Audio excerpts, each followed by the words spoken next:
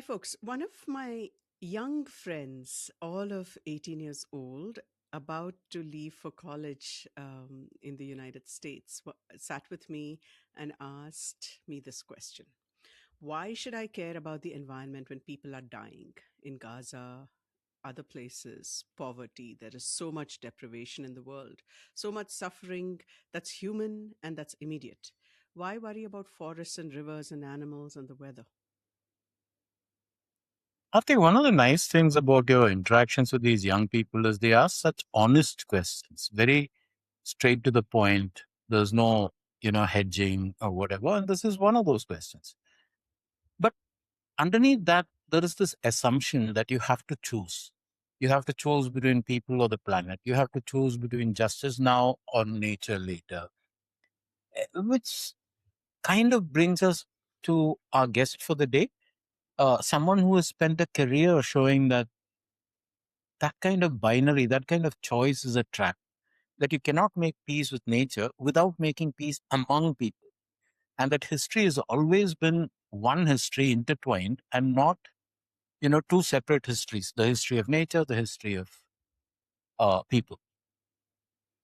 And oftentimes, the history of people is so dependent on the land and nature, right? So it's all connected. But lovely. I mean, I love the fact that the kid was thinking, Yeah. and he wanted to know. He was very genuine. He didn't ask it as a rhetorical question. He sat Mhm. there with me. He came home, sat on my couch, and asked me that question. So Mhm. that's the kind of conversation that I hope margin lands also spawns, because Yeah. we want to have these conversations. None of us maybe have all the answers. Maybe all of us have a piece of the answer, and conversations is where things can move forward. Not only that, we really need to know history to be able to know where and why we are today, right? Why we are where we are today. Yeah.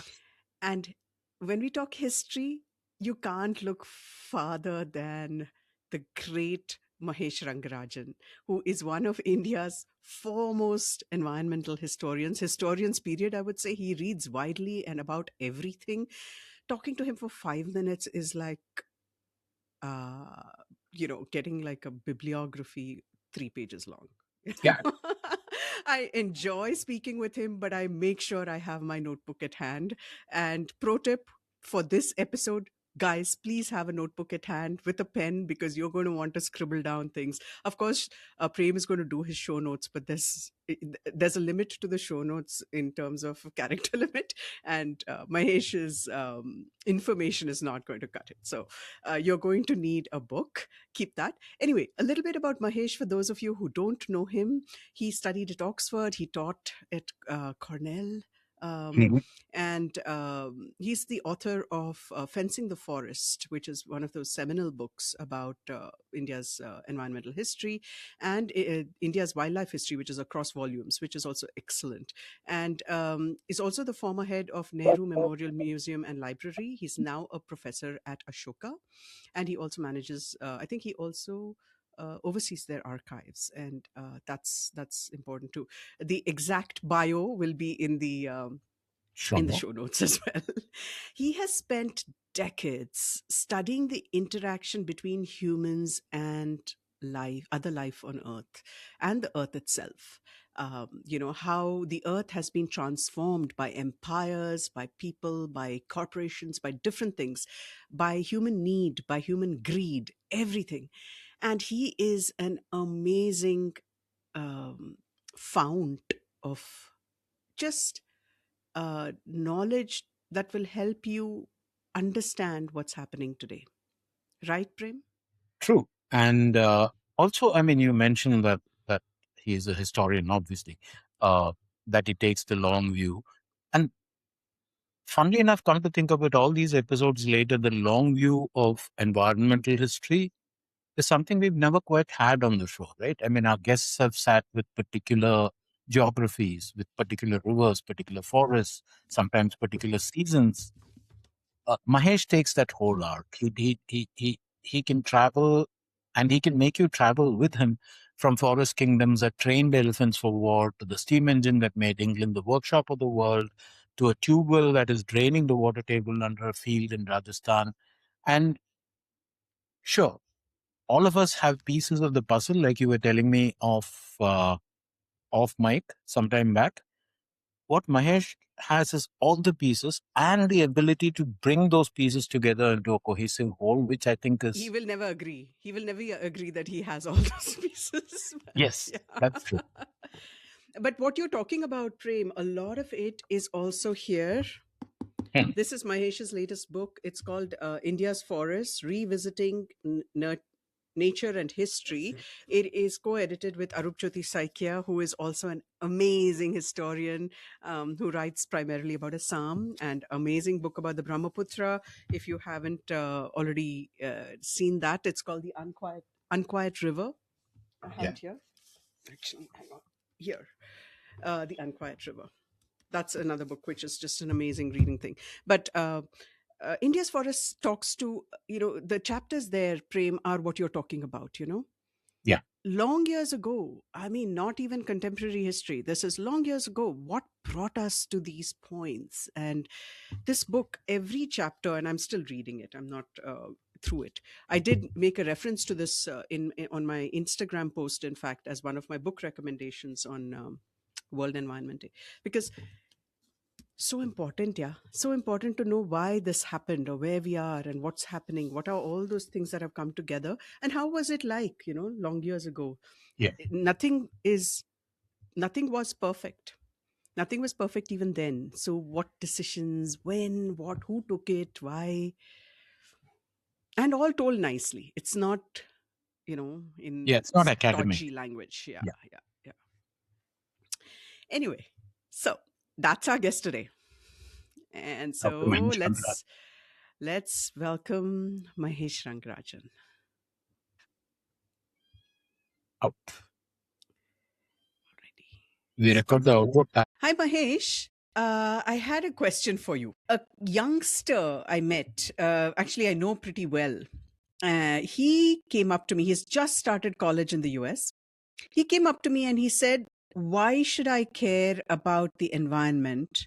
Why should I care about endangered species, things like that, when there is so much death and dying of humans in the world?" And this was around the time of post October 7th, when there was a lot of destruction and crazy stuff happening in Gaza. So that was front and center in the news all the time. And he said, when there's so much deprivation in the world, where there's so much poverty, where there's so much, you know, destruction happening and so many lives being lost, why is environment important? That's actually a very good question. Often such questions make us stop and think about why we do what we do. And I really think it's fascinating the time and the place of that question. Because Palestine, as you know, since 1917 has been a place of intense conflict. Two peoples, one land. And in the 1920s, when the Jewish National Fund got established, one of the things it did was to buy lots of land. One of the young women who raised money for it was called Golda Meir. She was from the United States, from Missouri. And they planted a tree called the Jerusalem pine, which interestingly is not native to that place. It's an exotic, though it's called Jerusalem pine. They also planted eucalyptus because it's not eaten by the goats or the Bedouin and the Arab peoples. Initially, they bought the land. Later, the fight for the land got intense. Many years later, this lady, who changed her name to Golda Meir because they Hebrewised their names, that was part of the notion of Israel, making Hebrew a modern language to be used for all modern things. And she became the first woman prime minister of Israel. There's never been another. And the conflict over land is actually symbolized by these trees, the Jerusalem pine and eucalyptus on the one side, and the olive trees of the Palestinian Arab villages on the other side. It's difficult to read over the last, particularly since 67 and even going back to 48, newspapers or accounts without coming across instances of the uprooting of olive groves. Now, Correct. these groves have a different history. The olive tree lives decades, centuries, in fact. The olive trees in the Garden of Gethsemane, where Jesus was arrested, which are still alive. Their olives fruit every year. And there's a family, in fact, of Muslims who has rights to pluck it. And this is a big, I mean, it's a huge ceremony because, it's such a historic set of trees. So I think these are two histories in contention, not only for the trees and the land, but most importantly for the water. And a lot of the conflict in Palestine and Israel is about the water, which is underneath. And if you look at per capita water use of the Palestinians and the Israelis, there's a huge difference. Israel is remarkable in terms of its water salination. Wherever you are in Israel, if you put on a tap, the water is at the same rate, because this was designed by a very great water minister, Levi Eshkol, who later was prime minister in the 60s war.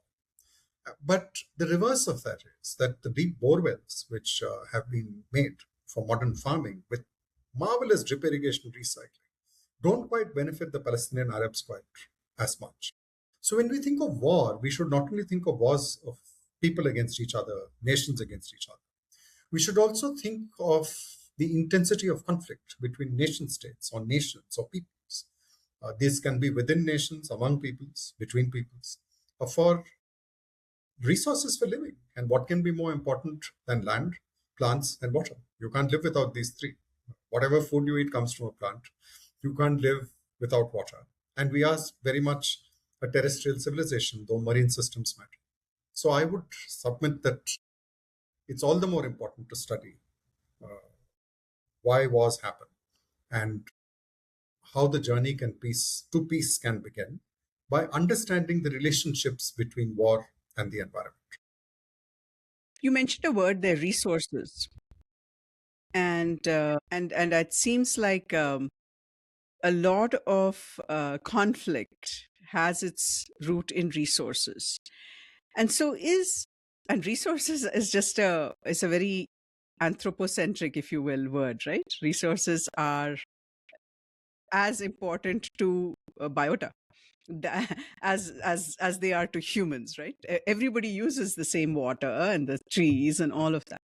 So is this notion of making peace with nature and what we talk about in India, balancing environment and development, is that just a slogan, or is that even possible? I would say it often is just a slogan.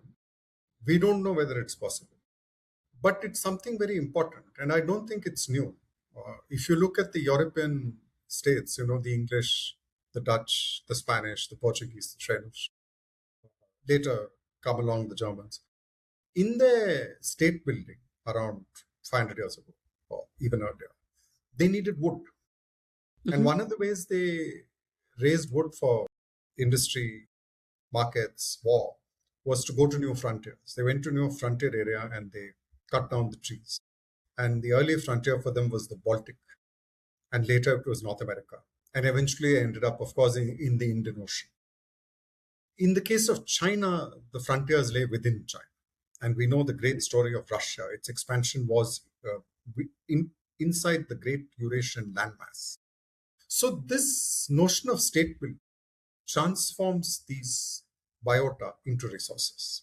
In the Chinese case, we know is a remarkable new book, well, not so new book now, by Miller, Fur and Empire, where he shows that, already by the 12th century, this is 800 years ago, the Song China experiences a wood famine. There's too little wood.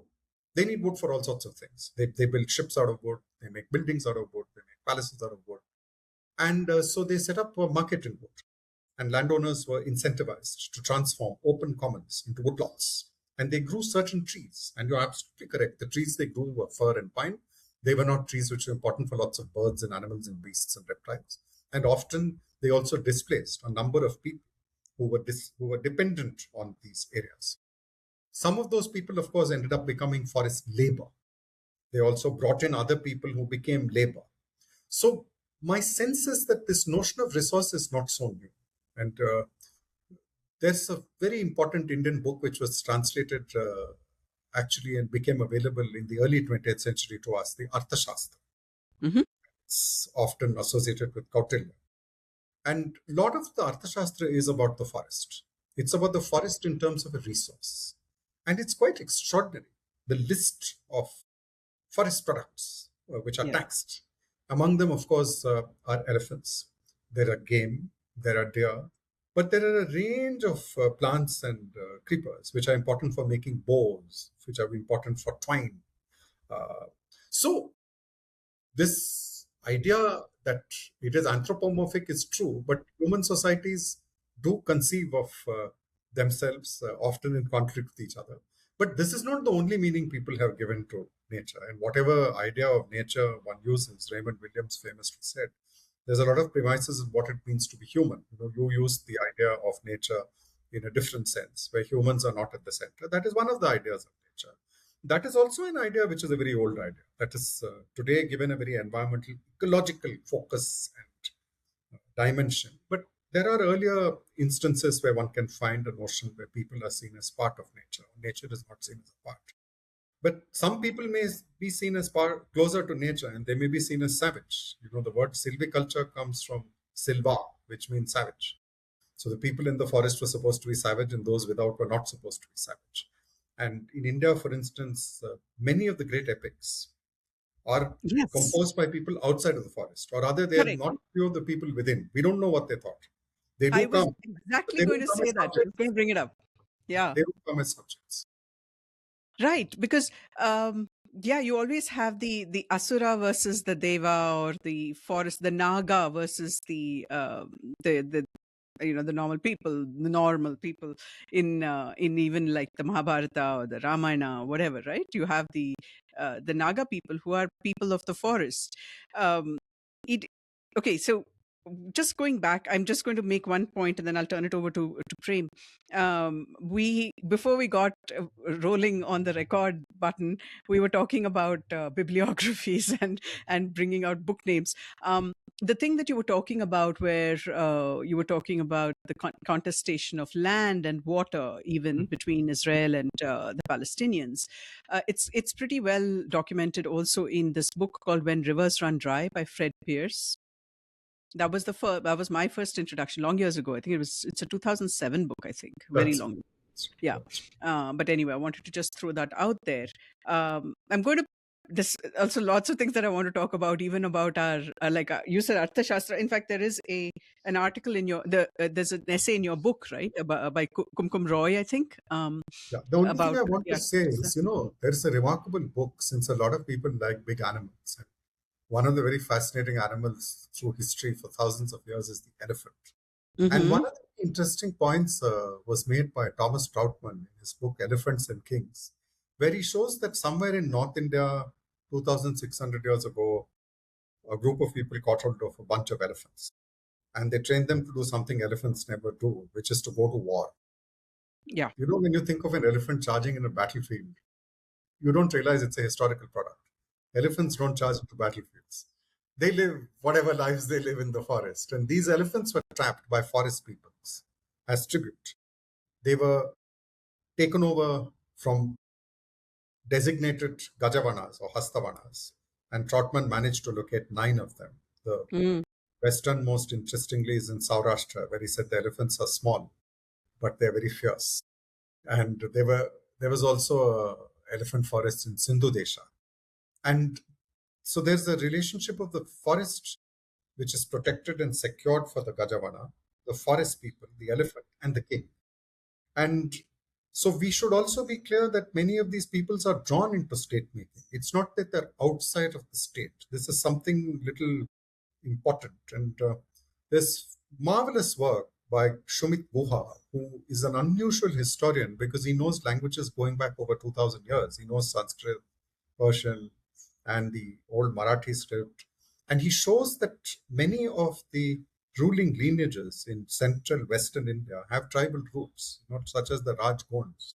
So we should be a little careful about making too sharp a line. Sometimes Mm. there are interstices, and the interstices may have been more important than sharp lines of separation. Remind me of that book by Sumit Guha about the empires. What is it? Yes, there is Environment and Empire, but he wrote a new recent book on ecology and empire in South Asia, Ah, where he that's the one. argues That's the one. the Yeah. maps have changed a lot. Correct. That's the one I have. Right. I'm still going through it. These are heavy books. It's it Yeah, takes heavy, a but lot of time to. if you were to reduce it to a line, it is that the forests have changed over time. So have people, and so have lineages of kingship. And we shouldn't back project today's day into the past. And this is very Mm. important in environmental debate because you have preservationists who think that the forest has been unchanged over time till modern civilization came. That's unfortunately not true. In the last 200 years, there's been much more devastation of the forest and such landscapes than before, but it was there earlier as well. Not of this scale, of course. Maybe devastation isn't the right word. But the reverse also, this idea that there were these peoples who were living in harmony, who are not in touch with the wider world. This is not true. If people are trapping elephants, they're collecting a lot of products. That means they're engaged in trade and exchange. And these are parts of the world which were very active in trade and exchange. Mr. Panicker and I are from Kerala and Tamil Nadu. And these are areas which have been in contact with the Roman Empire. There was sandalwood and ivory and pepper being traded all the way to Rome. And pepper was very, very important. It was a very valuable commodity. You had, a sack of pepper. It was worth lots of sestertii silver in coins. Yeah. Just for the record, I'm Prem and I straddle both the states. Okay. That's Born even in better. Kerala, studied in Tamil Nadu, etc. I'm Excellent. also half Tamil, so even I have a little bit of claim to Even to that state. Anyway, that's fine. Prem, I've been talking. Yeah, no. Basically, for our readers to understand what you do, I think it's important for them to know where this came from. And that made me think of the Delhi Zoo, of the tigers, the lions. And the curious part of it is, I'm wondering how a boy who got fascinated by animals ended up segueing from science into the social sciences. Well, I mean, one answer is simple. I live very close to the Delhi Zoo. I could hear from the age of 4 lions roar at 4:30 in the morning. Right. Those days there was very little traffic. Mm-hmm. And as a honorary zoo warden, I could enter the zoo at any time without a ticket. I know the ticket Nice. cost only 10 paise then, but it was a lot of money for a student.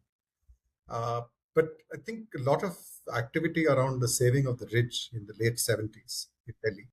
And a chance encounter with Sundarlal Bhavana, who transformed the lives of a lot of us. And we then embarked on Padyatras partly with him, with some of his associates. And I never went through the science route. I've always been a humanities social science student. And then working with the Dunu Roy and the Shardol group, very important because he actually suggested bringing environment and history together. And by then, the environment as a larger sort of canvas had opened up. So I think the late 70s, early 80s, a number of us, many of whom are still engaged in this, either as environmental advocates, but much more in various fields of endeavor. So I think it went through animals, through forests into the humanistic sciences. Okay. Different from the biology science lab sort of. Mm-hmm. So that was a very powerful influence, natural history. You just in this response, you just mentioned the ridge. I was very curious about that because it seems like a totally different world where students lead a protest, which is centered on the environment, and more to the point, these students actually get to meet a sitting prime minister, and policy changes as a result. I mean, the protected forests coming in by 1980, all of that. Could you talk a little bit about that campaign and what it taught you about how change happens or can happen or happened, whichever? It was an extremely naive set of us who campaigned. We were Mm-hmm. not alone. It starts actually as early as 76 Right. with a now defunct group, the Indian Youth Association, headed by the late Pradeep Santla, a very important figure indeed. And initially it was a very small group. Around 79, there were some schools which were going to be built. And at that time, the Janata Party was in power. And these schools were of a very prominent former Congress MP. And these schools were to be on the ridge. So there was opposition from the people in the residential localities close to that. So it was a combination of these middle class people with students who almost all were from high school. I think this is very interesting. And there was a protest march. Delhi at that time had a very veteran metropolitan councillor who's now no more, chief metropolitan councillor of the Janata Party, Kedarnath Sangh. was extremely sympathetic. And I must say that every single person we met, the group Kalpavriksh hadn't come about at the time, it was founded around that time. Every single person we met would continuously ask us, who sent you? Did your teachers send you? How do you come from? Why do you want to do this? And once they were convinced of our seriousness, they would treat us like adults. I have no clue why they did this. Partly because they also realized we spent weekends in this place. We went there. We could give a lot of detail. Then there was a change of government. Mrs. Gandhi came to power, and this memorandum was given to her. And the LG Jagmohan took a lot of interest in it, and this notification came. By the way, the final notification has just been issued. Now there's a BJP government. Right. Mrs. Rekha Gupta formally announced it. All credit to her. And there was a court case in 94. Later, many years later, I discovered that Mrs. Gandhi had been the president of the Delhi Birdwatching Society in the mid 1950s. So she had a history of the subject. And as Prime Minister in the 60s, she objected to a series of towers being put up by the army on the ridge because it would spoil the skyline. Now, one of the first checklists of birds of Delhi, early checklists, I shouldn't say first, was by the Quaker Horace Alexander, who was one of the founders of the Delhi Birdwatching Society. So we were not aware at that time that she could listen with her left ear because she was familiar with these issues. She had an inclination to these issues. And she was able to pick up such issues from a range of such people. We were only one of those people. I think it's about being at the right time and place. It's not us. There were several other people around this time who had similar experiences. Well, I was also looking at that arc, right? There was Bahuguna, there was a Chipko movement, then, of course, Oxford, but then fencing the forest. It raises a larger question. How does somebody who stood inside an environmental conflict end up writing its history? And that leads to the larger question of what is the role of the historian today? Part of that reason is in 1982, government proposed a forest bill. And that bill would have led to further curtailment of rights. That bill was never tabled. It's very interesting. And I think Ramachandra Guha, who was then a doctoral student, wrote a paper about this. So we were involved, our group, Culprits, was involved in the campaign against that. But we tried to emphasize the ecological effects of that bill, that it would lead to clear cutting of forests and more monoculture. This came from our exposure to the Chipko activists. Right. By the time I finished my coursework, both in Delhi at Hindu College and at Oxford, Ram Guha's thesis was complete. It was possible to look at a book on Uttarakhand. And there was similar other works in the US and in the field of Southern African history. So looking at Madhya Pradesh seemed logical. I'd worked there with Dono Roy, and a lot of people suggested, why don't you look at a new area? Initially, again, the study proposed was an extremely naive one. It wanted to look at whether shifting cultivation could have been a viable production process or not. Later, I found the material would not allow you to make that assessment. So rather than look at that, you look at why there was such a conflict with Sweden cultivators. And then start looking at what were the priorities of these people who set out to demarcate the forests, make these laws, create these jurisdictions. And incidentally, I found an enormous amount of material on bounties for large carnivores. It was called the rewards paid for dangerous beasts and poisonous snakes. And I found this was part of a nationwide, British India-wide campaign from the 1870s to the 1920s with very detailed records: tigers killed, tigresses killed, wolves killed, wolf cubs killed, etc. So what set out to be a very small study became a larger province-wide account of people, trees, people, animals, very crudely put. And by then, there were a lot of other people excited by this question of why we should look at the environment, not just as a here and now issue, but also of how we got to where we are and who are we, what is the how, were there different kinds of turns in the road, and what can we learn about the past to think more creatively, sensibly, intelligently about the present. So not the past as giving answers or silver bullet solutions, but definitely as informing us in a much better way to think about the issue. There is a difference, of course, with the environment. You're often dealing with entities which may not speak. Around this time, there was a famous paper, Can the Subaltern Speak? So, can the sparrow speak? Can the lion speak? How does a river speak, etc.? So this then led on to larger philosophical questions. And one of the big pluses working in this area has been all along this fascinating dialogue with people who work on earlier periods of history. You don't have this sharp divide where, only the modern India guys get together and look at the others as if they're latecomers to the party. Absolutely not. This is a multi-layered environment with centuries of human existence, millennia actually. And that applies in many parts of the world. So you're both conscious of the fact that humans can make environments habitable, productive, safe, and they have to keep trying to do that. Societies have to keep trying to do that, and they have. They may not be always conscious of it. So this is a little helpful because a very senior historian once said to a colleague over a cup of coffee that you must be very depressed. So he said, why? He said, imagine having tried about deforestation, denudation, extermination, ecological collapse for so many years. It isn't just that. There are lots of other stories. Arati, that brings up the question of history as the diagnostic lens. You want to take it there? I'm unsure about history as diagnostic. When you look at the very interesting period of the interwar years in Europe, everybody knew that the First World War was an awful thing. Very few people wanted a Second World War. But Second World War did happen. We can debate why it happened. And one of the driving forces is that the impetus of the German political economy was such, and German politics was such, that there was a large constituency which really believed that they needed living space in the East. And much of the kind of rhetoric which was used by settler empires, the colonial settler empires, North America, Australia, New Zealand, was very similar to what was used by Hitler. As you perhaps know, Hitler was very fond of watching cowboy movies. Yeah, I believe German so. captions. And one of the reasons he felt is he needed a frontier spirit.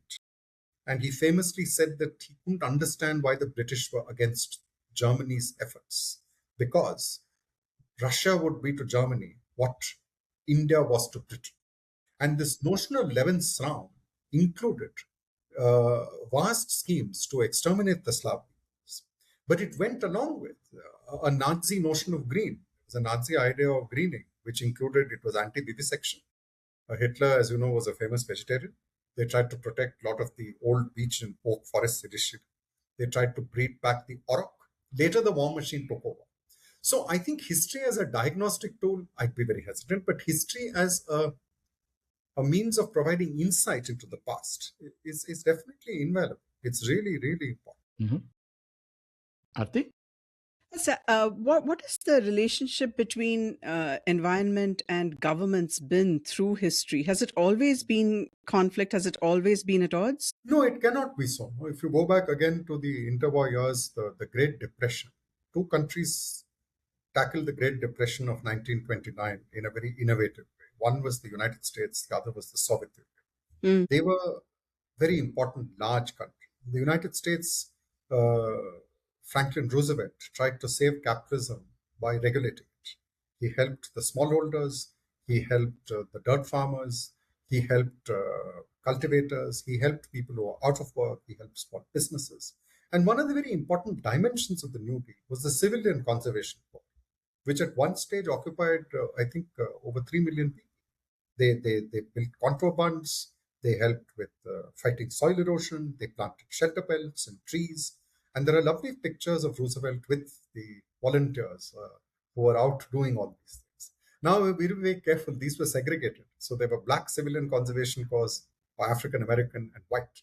But this is the largest scheme up to the time for African Americans in state employment. So a number of them did benefit from it. And this did help overcome some of the issues that had led to the Dust Bowl, which of course is around the same time.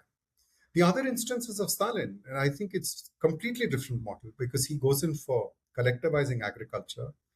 Millions of peasants die, they're immiserized. The country gets industrialized. It's better equipped to fight the Nazi war machine eventually. But one of the sad facts about Stalin is that he brought the curtain down on some brilliant Soviet ecology of the 1920s. The Soviets in the 1920s, the biology lot wanted something called the Zupovedniki setup. And they came up with the notion of having reserves which would be completely free of human intrusion. And they justified it, saying we need this to understand how nature works. And these are among Please the say very that few. again. They What were setup was that? Zugbevidniki, it's zoological preserves. And these were those, several were established. And some of them, by the way, the Security Alin, where the Siberian tiger or the Manchurian or the Amur tiger or the tigers of the north find their refuge, was set up around this time. So there's a very interesting set of biologists, and many of them were sent off to the Gulag. Some perished, some didn't. Many of their experiments, however, survived. So I think you have two responses to this crisis. One, a democratic response, which is very creative. The other, a very brutal authoritarian response. But even the authoritarian response couldn't destroy all the positives that happened in the 20s. Some positives did survive. This is one of the few things which survived, in fact, right into the 1990s. So I think governments can play different kinds of roles. We should be very worried to write them off completely as negative. Depends on the context and the process and the situation. So there are no heroes and villains. They can't be heroes and villains because sometimes the intentions, unintended outcomes can be there. See, this is the week when we are observing 100 years of the Kruger National Park. Kruger National Park was established as much as an enterprise of unity between the Afrikaners who spoke Afrikaans and the English-speaking whites. They fought a brutal war in 1899 to 1901. They made peace with each other. They founded the Union of South Africa for white domination of the non-whites. But one of the ways they concretized this was establishing this national park. And it was said by many people then that Kruger, who was a great Afrikaner nationalist, was the last person who would have thought of wildlife. And the joke was that for Kruger, a zebra or a rhino would be so many kilos of dried biltong, that's dried, raw, salted meat. He'd think, oh, wow, how many kg of meat does this creature have? But they established this national park, and this national park was created. It was a place where these wild animals could be protected. Hunting was not permitted. And white tourists were encouraged to go out in cars to see not just the animals, but the Africa as it was. So you step back into the past. Now, today, the same park is part of the Democratic Union, the Democratic Republic of South Africa. And it's tried very hard to come to terms with the violence involved in its history. The Joseph Dlamini, DLA, who's written a wonderful book, Safari Nation, shows that right from the outset, blacks were part of the making of the park, not just as laborers. There was a small number of non-white tourists. There were blacks, there were Indians, there were coloreds who were going in there. And this, coming to terms with that history is very difficult, but one has to accept that 20,000 square kilometers of Kruger was protected, perhaps for ignoble reasons then, but can one reclaim it as a different kind of heritage now? So there can be unintended outcomes. And to quote, what the famous speech by Nelson Mandela at the gates of Kruger, which he visited soon after he was released and became president, he said that now we have to acknowledge the violence involved in the making of Kruger. But the answer isn't to dismantle Kruger. It's to make it a park for all South Africans, irrespective of race, color, and creed. So I think there can be unintended outcomes. Sometimes something happens for all sorts of other reasons. You should know what the reasons are. But I'm a little unsure if the answer is simply to look just for heroes and villains. Of course, there was, the racist history of South Africa with its exploitation, its barbarism, its destructive, even genocidal tendencies at times is something we need to learn critically about, because we don't want that chapter ever to be repeated anyway. But there were things which happened which can be salvaged from that past. We're going to ask you now a very tough question, and I'm going to let Prem ask you that. Which one is this now? The long arc and putting India in the, situating India in it. Yeah, so basically, I mean, actually, Arati was talking about this earlier, Avarakaya cultivation, for instance. Which Mahesh has mentioned before, I think in one of his talks as well. Yeah. So also there's this notion that whole dichotomy between industrial revolution, okay, that started in Europe, and fine, all credit, but where agriculture began, and the question is, how do you bring India into this long arc of history, environmental history, the forests, it dates back, okay, Indus Valley to colonial forestry to now, uh, what And all in changes? between, like Yeah, pre-colonial. So your Mughals and your Delhi yeah, Sultanates and all exactly. of these people and how they Yeah, treat the thing as well. Yeah. yeah, there was Kathleen Morrison's work on the Deccan, right? uh, the question is, what changes, what persists, how do we again, to go back to where this question began, how do we frame India inside of this long arc of environmental history worldwide? No, you can frame it in multiple ways. And I'll stay with the areas I'm most familiar with. That in the years that India was administered, large parts, first by the East India Company, then by the British Empire from the 1850s. There are some very significant changes.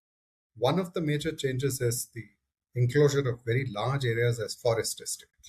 So this level and degree of state forestry, unlike China, doesn't seem to have precedent. This doesn't mean that states had no relationship with the forest. Of course they did. But the manner of incorporation perhaps was different. This is especially so from the 1870s.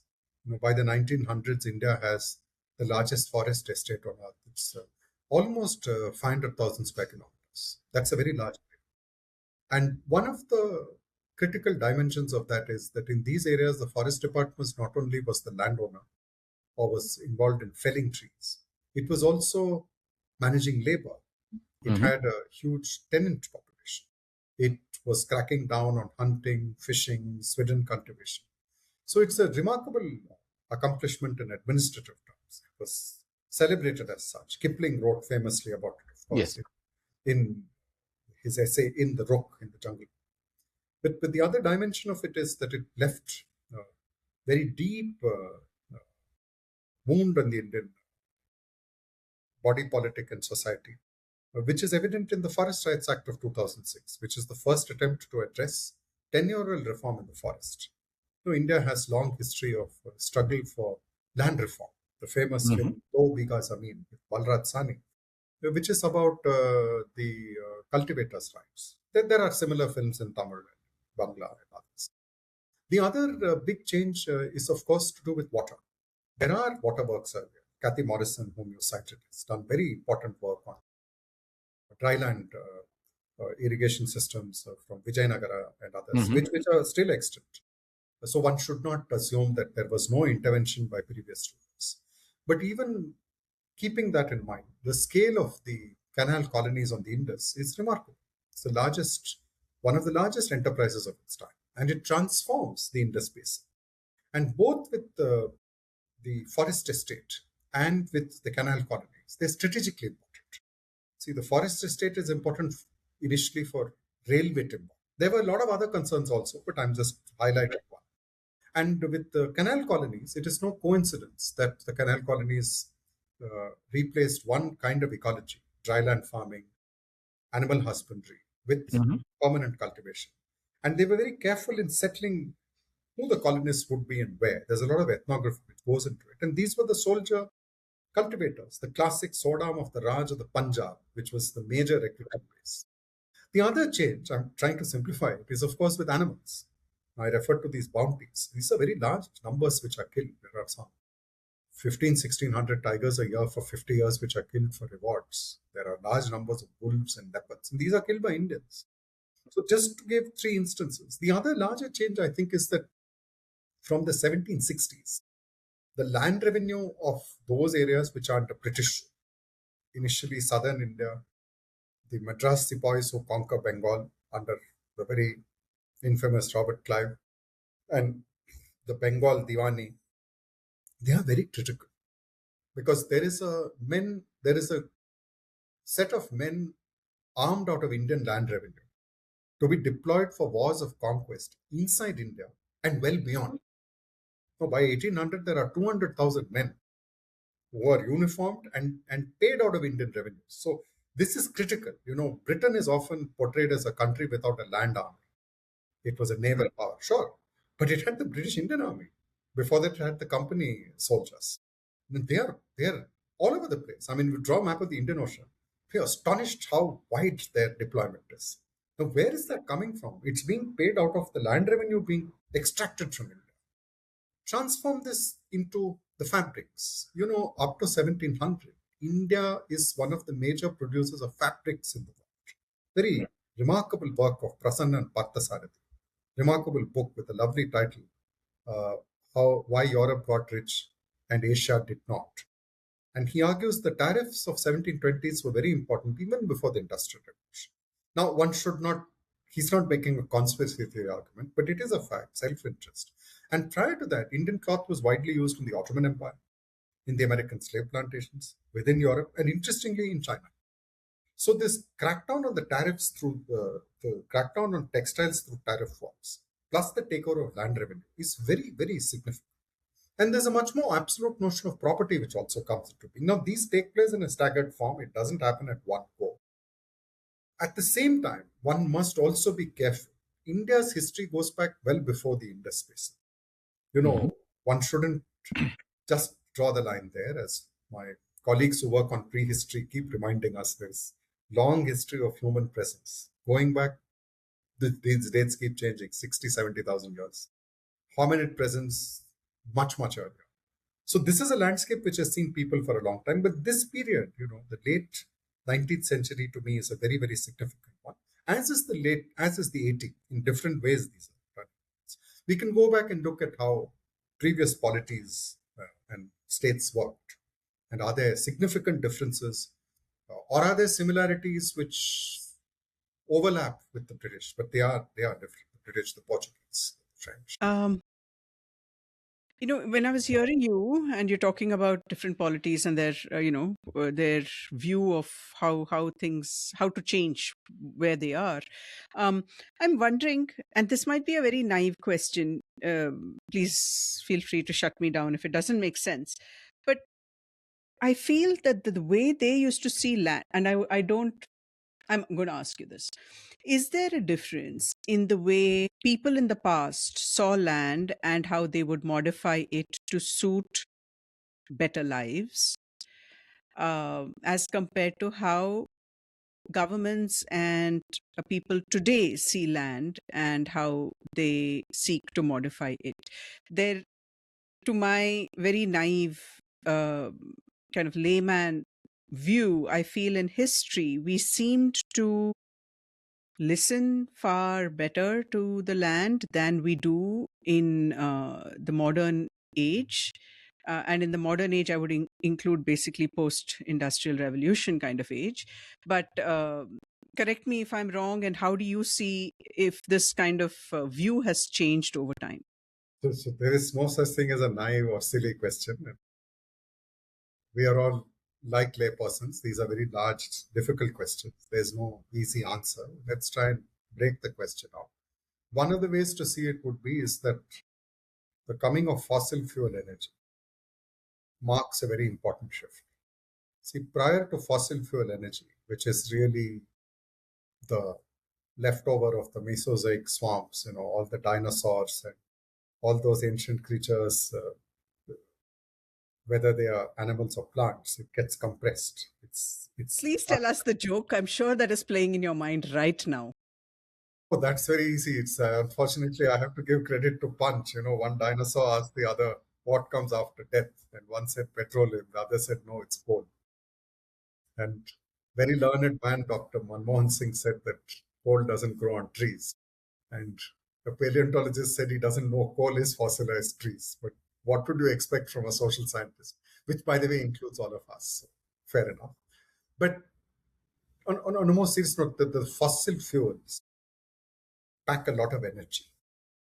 So, as John McNeill famously said, every time you switch on a light or fan, you have more power at your disposal than Montezuma, Julius Caesar, Alexander, or Chandragupta, which can make you feel really good. You can go switching all the fans and lights on. So I think this extraction of fossil fuels I would not use the word production of energy, extraction of fossil fuels and their deployment transforms things. Because earlier, for that same set of tasks, you would need so much horsepower, bullock power, labor power, wind, the wind or the water. And I think Prem quite rightly pointed out, this took place in an uneven manner. It takes place first in parts of northwestern Europe, in England initially. Then it spreads the Low Countries, Germany, Scandinavia, France, Italy, and eventually into North America and Japan. So if you look at the world of 1900, these are the industrialized parts of the world. It's no coincidence that they dominate the rest of the world. It is not a coincidence the industrialized countries are the best armed, the most powerful, the wealthiest. It's not because they necessarily have the most of those resources. It's because they have the technology to extract and the capital and the expertise. So already you have a change. This is a very important change. Earlier, let's just go 500 years earlier. I don't want to take the very long speech. See, the world of, let us say, 1600, there are very large dominant empires. There's the Ottoman Empire, which isn't just Turkey, it's much of the Ottomans eventually span North Africa, West Asia. There's the Safavids of Iran. Right. There are the Timurids or the Mughals in India. And there's the Qing in China. These are the big empires. And when Thomas-Rao comes to the court of Jahangir, he's astonished at how rich this country is. He's astonished. And I think it's very interesting. He describes lots of things. And one of the things which is very important for us to know is that even in 1700, the ratio, the sea deal ratio in Asia, both in India and China, was higher than Europe. So this Europe getting ahead is a contingency. There's a series of leaps which happen. It happens due to a specific set of circumstances. How do states see things differently? They will see things differently once you have an industrialized economy. The one with the larger industrial machine will be more powerful. The ones who don't have an industrial machine will yearn for it. It doesn't matter what their politics is before they come to power. There will be idealists before coming to power who will say, let's do this, let's do that. Once in office, the state system, which comes about from the 1640s, and which today, everybody in the world today lives in the nation states. The old empires are broken up. There are informal empires. There are no formal empires today. And states will try to transform their economies, and that will exert enormous pressure on the environment. But it was there earlier. Earlier, it would be that you give revenue remission on people who clear the grassland, wetland, or forest. You say that you can take over this vast area provided you cut down the trees, kill the wolves, and settle it with cultivators. This is what a Maratha land grant official would tell someone. This is what the rulers in Peninsular India would say. This is what the Ahoms would say. This changes. This continues. But along with this, the question is, where's the coal? How do we get it out? Where's the oil? How do we get it out? How do we deploy it? And what are the relationships between this and state building? And state building, a very important part of state building is its coercive power. Coercive power within and the coercive power without. So I come back. The British Empire is to me very interesting because it spanned 25% of the globe. In 1918, it spanned 25% of the globe. And in these areas, it had a very important set of practices by which it extracted value. So if it was Ghana, it was cocoa. If it was Ceylon, it was tea. If it was India and Egypt, it was cotton. If it was China, again, it was tea and various other. If it was South Africa, it was diamonds and gold, and so on and so forth. But in these areas, they also faced a problem of environmental breakdown. So they tried to put some regulations in to avoid an environmental breakdown. Now, what happens when there's a conflict between extraction and regulation? I'm putting it extremely crudely. So this tension becomes much more evident in the modern era. But it's there earlier as well. Earlier rulers have also tackled this problem. And it's becoming more stark in the modern era because is it that the aspirations are higher and the power available to create those extractions is higher? What is it? Look, I mean, just to be very simple about it, there are more people. The 20th century, the number of people expanded almost fourfold. The number of states also expanded fourfold. There were about 50 nation states in 1914. There are about 200 by the end of the century. But the scale of the economy changes. It's completely different. It's of a different scale. The real transformation is after the Second World War. Huge transformation of the economy with fossil fuels, with metallurgy, with a lot of modern petrochemicals. They're spread post 1945. It remains. It's not just, it is aspirations, but it's also that people are living longer. Mm. They're eating better. Mm. Not all are, but more are than ever. So that not all are is where I was trying to get to when you talk about, yes, there are more people, but more and more, all of the benefits of all this extraction accrues to a smaller and smaller part of the pie. Yes and no. I mean, if you look at the transformations in Asia, Mm. they are quite remarkable. Particularly the transformation of China over the last 50 China, years. yes. Mm-hmm. India, But they if you, but they had to really I mean a lot of people fell by the wayside to get to where they are right now. that is indeed true historically. But Mm. just the last 50 years, if you look at India and China from mid 20th century to now, just look at lifespans. Forget Mm. everything else. Now, it is true you could be a philosopher and say that you may have a very meaningful life of 32, 35. Not so meaningful life if you live to 60 or 80. But few people would want that to be the trade-off. And Fair. I'm not sure that should be the trade-off. Not Fair. as a society. Mm. Further, that people would want their children to live longer and better. Mm. Whether it's their children or other people's children, people would want children to eat better, Mm. live in safer houses, and live longer. But you're absolutely right. The nature of the international system of exchange, trade, investment is tilted against a number of countries. So this precise period post Second World War has also seen a sharpening of the North-South divide, as it was once called. This is not very fashionable now. But there is an astonishing number of the least developed countries and a huge number of people within these countries, and interestingly, even within the developed world, who have less entitlement. And these are the people most exposed to environmental dissonances. These are the people who would actually pay a very heavy price. So would a middle class. In a country like India, I'm not sure there's such a sharp divide of the middle classes and the poor. Often That's true. the division line is, 2 bad seasons, 3 bad seasons, falling into the debt trap, market collapse, and you're in trouble. And I don't think China's history has been that different. They seem to have broken that cycle recently. But they have also had their own, as you quite rightly said, extremely serious turbulence. You were referring, I'm sure, to the Great Leap Forward, in which over 30 million people died. Exactly. It's an attempt to sort of leapfrog industry, which failed dismally, and has never been attempted ever since in China. I think that is significant. Never ever been attempted in any sense in that way, and shouldn't. Correct. And it involved enormous environmental destruction as well. Great segue to my next question. So if we were to look at China, it is in the same geographical region, but of course it's a very different mindset. It has a different, it's different in so many ways from in India, even though people keep comparing India and China.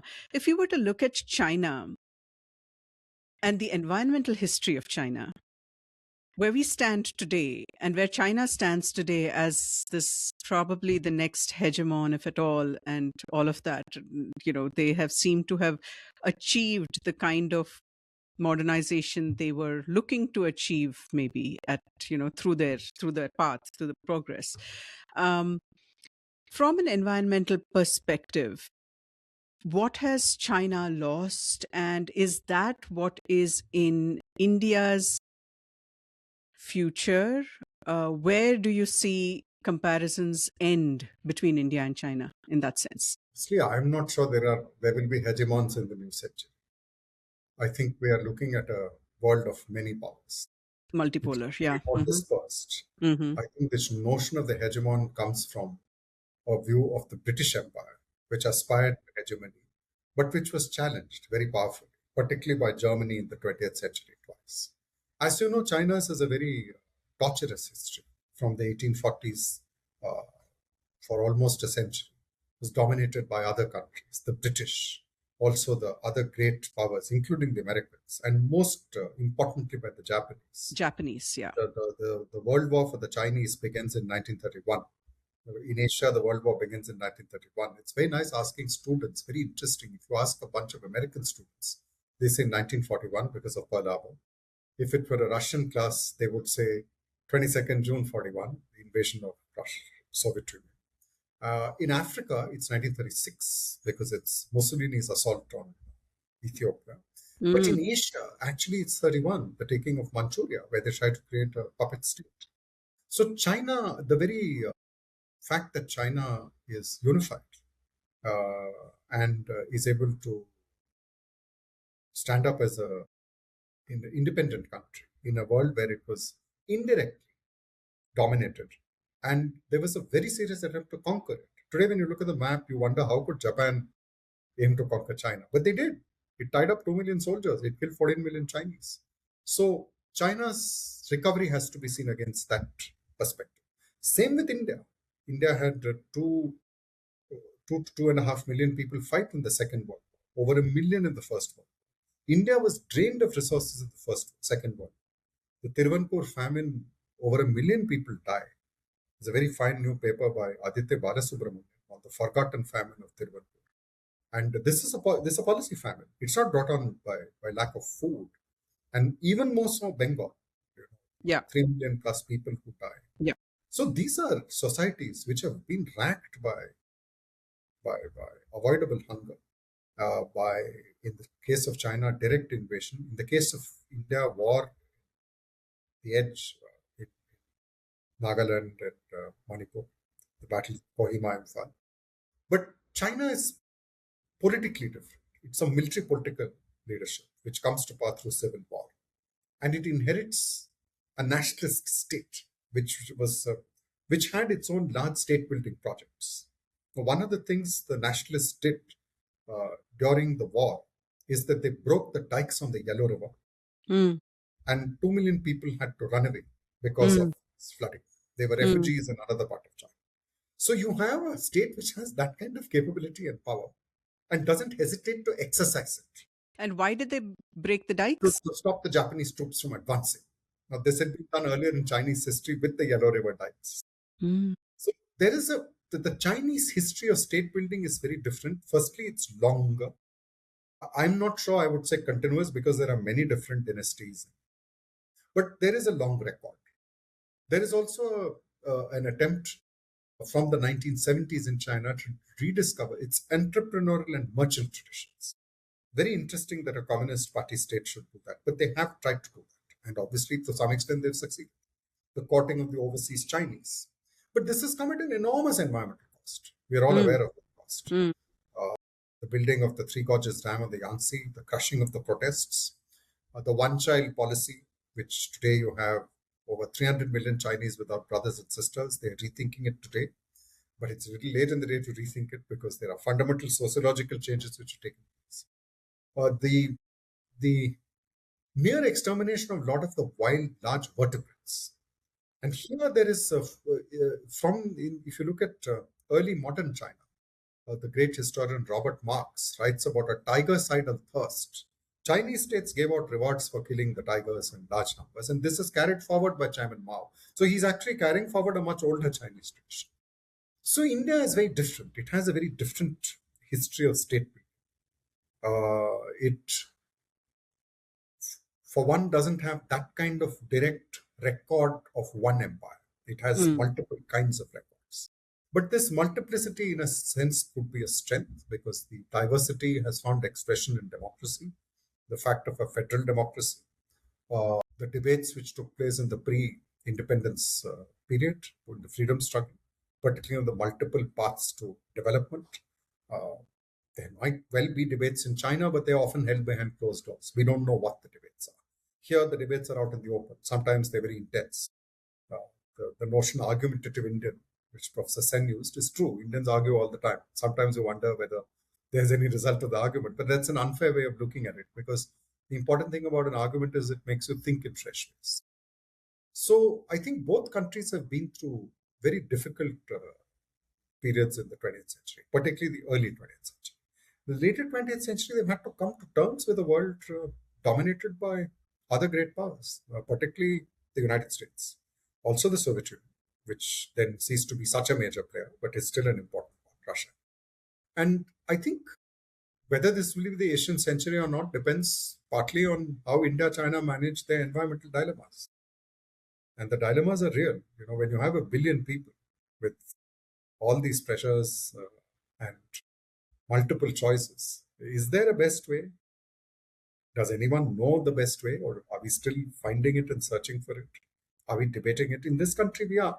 And in China, I think the interesting change for me is that in the last 20 years, I don't work on this, I can only refer to work of other people. There's been this huge push to renewable energy. So is this going to be a major state power, which, while it continues to deploy fossil fuels, brings about renewable energy on a larger scale than ever seen before?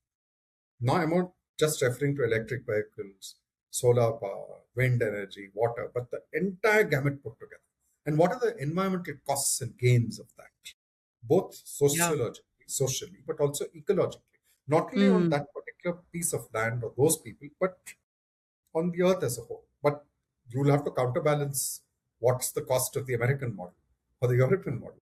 And are there elements of the Chinese which can be adapted in other countries? You could ask that same question for India, by the way. You should.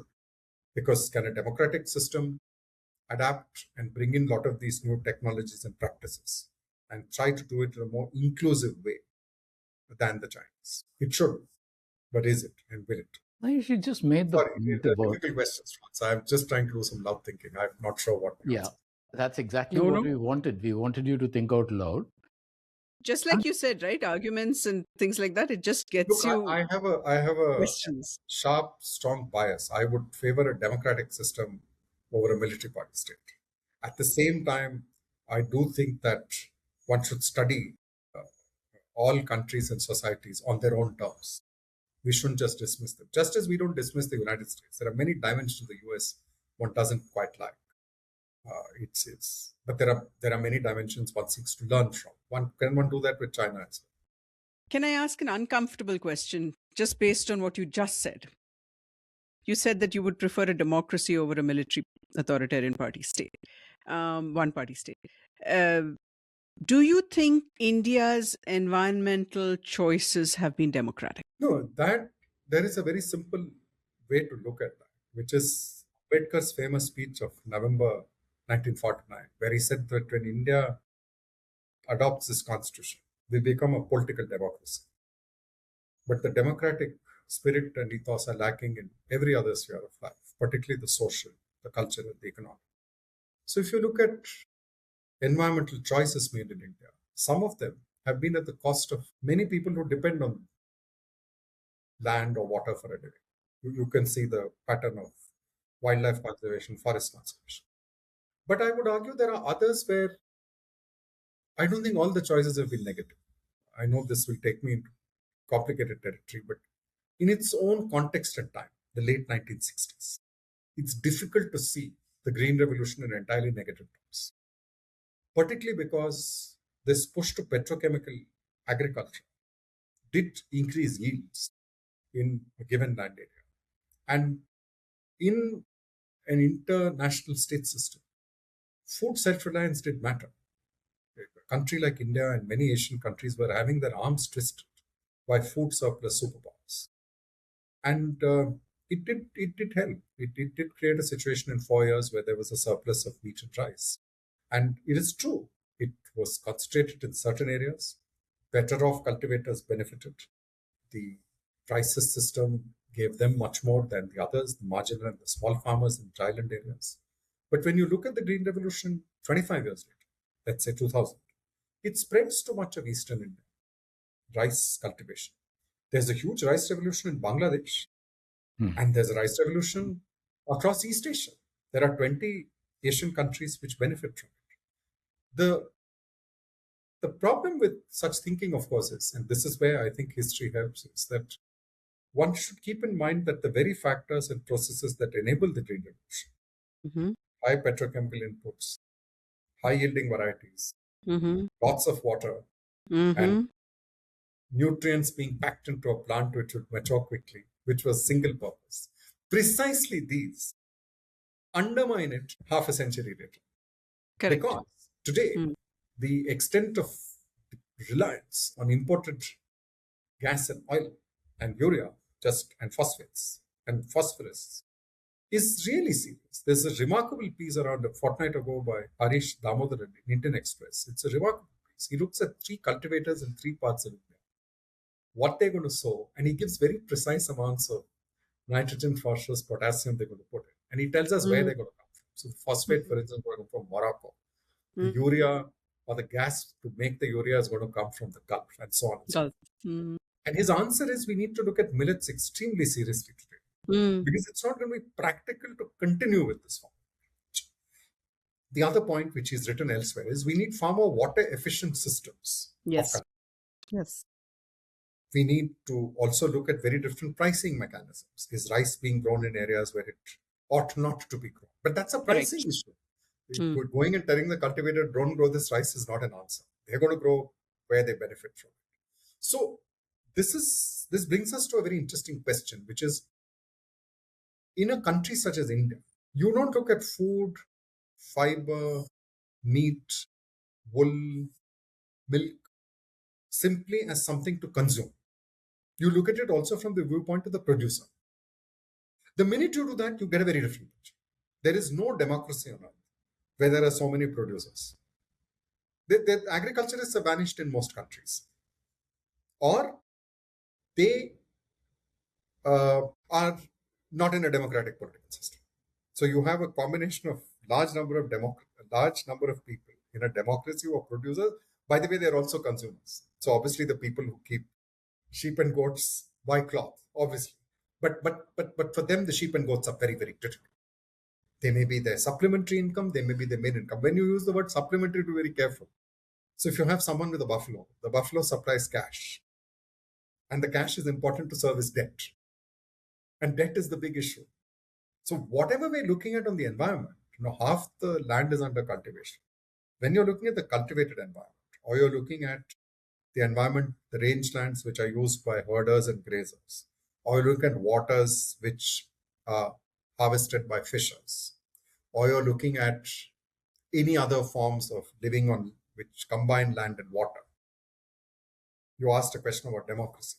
Is it addressing these people adequately, or is the bureaucratic system designed for a completely different set of objectives?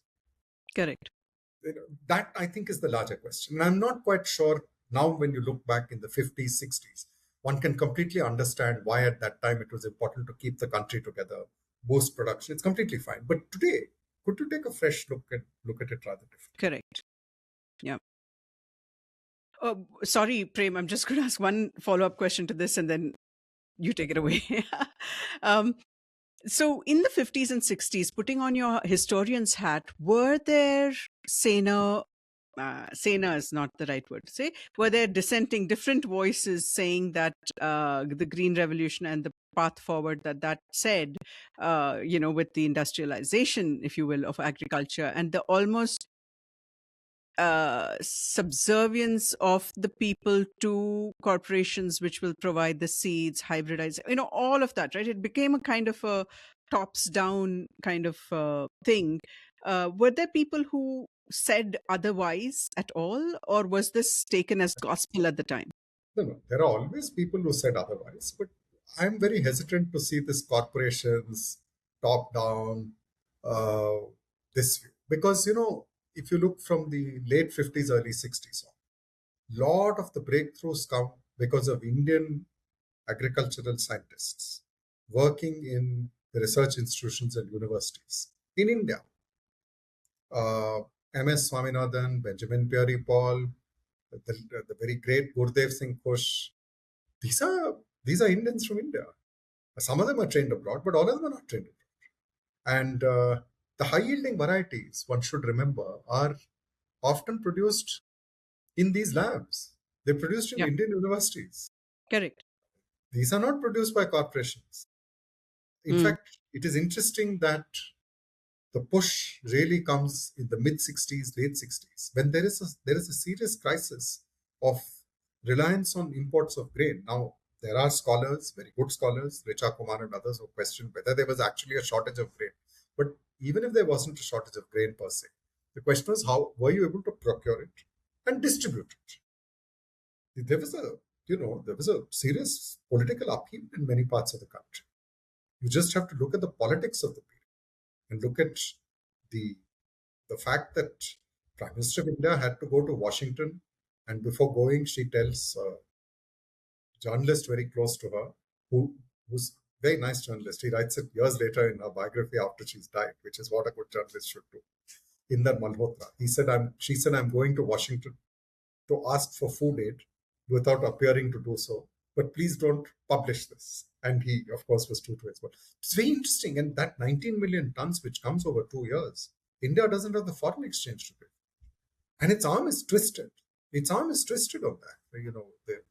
The statement on the bombing of North Vietnam in late 67, the food aid is cut off. They will actually the ships are being monitored by President Johnson. We're literally living ship to ship. No country would want to be in that situation.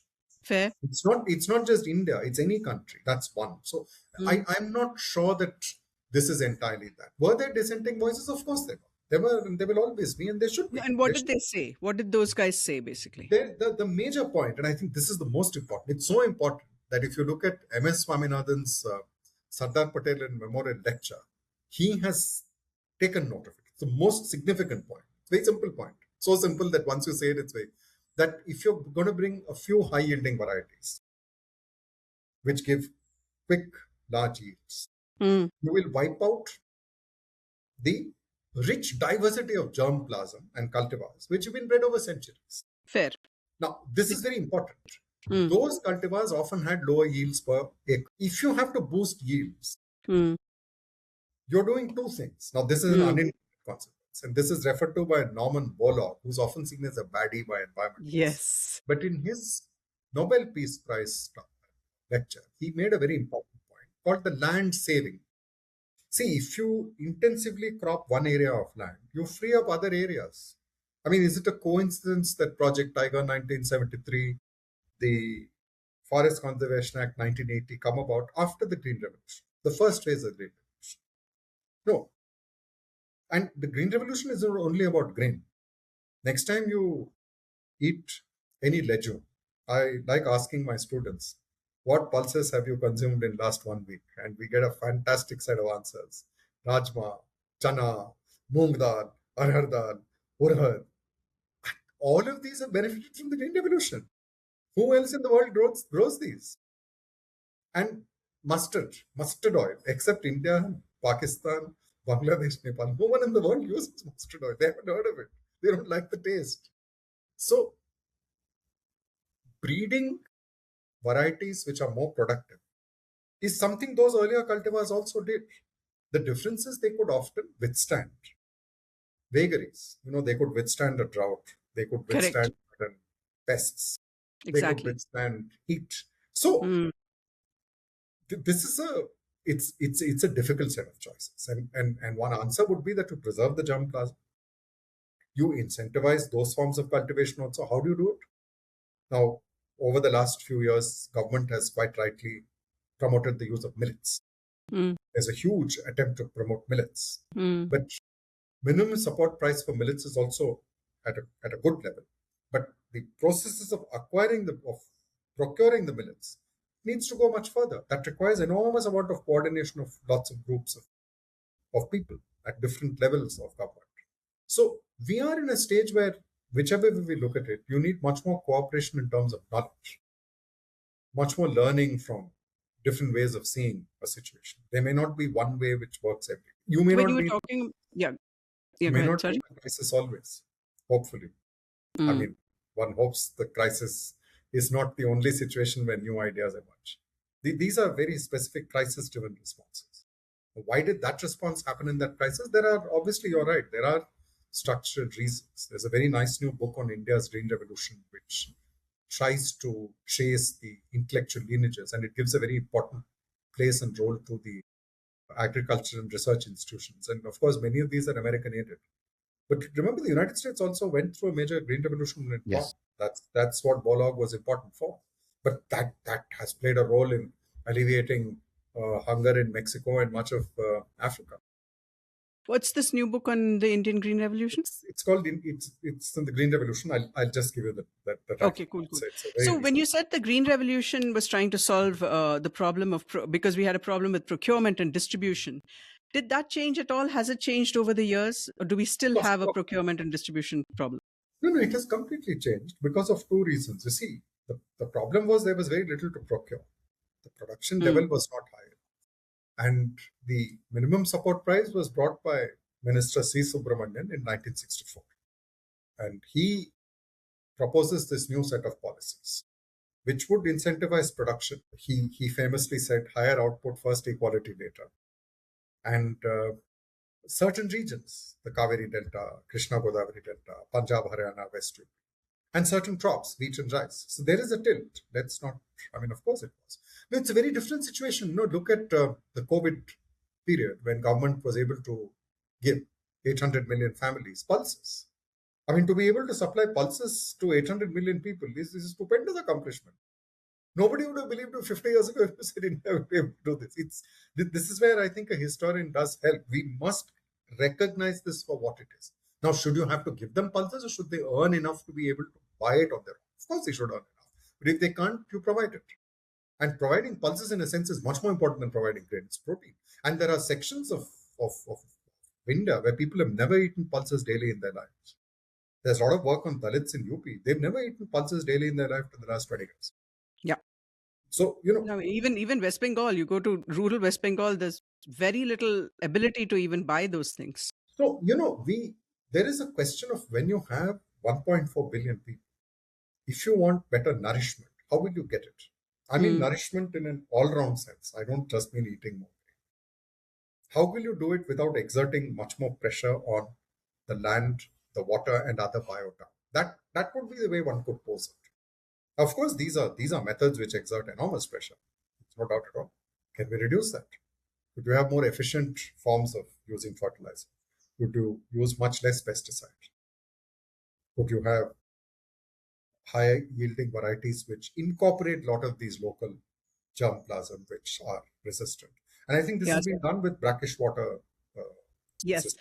In fact, I was just going to say, I have an article coming out. I'll send it to you when it does come out, where I spent some time with farmers in the Sundarbans who have resurrected brackish water farming, as well as some germplasms, land races, which were very old, which can withstand floods and so on. And that is the only thing that has kept them afloat, because these hybrid varieties were just washed away and they were gone. There was no way. And this is really, what you're doing is very important. The real story of India is how these producers, how do they keep, what's the remarkable ability they have to harness these various elements of their environment and generate a living for their family and productive value for others.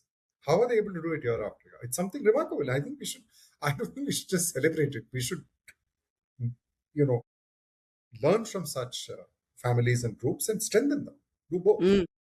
That would be the real challenge. And the environment then comes in as a very important critical factor. And I think the person who did an enormous amount to look at the environment in that way in the public realm really was Anil Agarwal.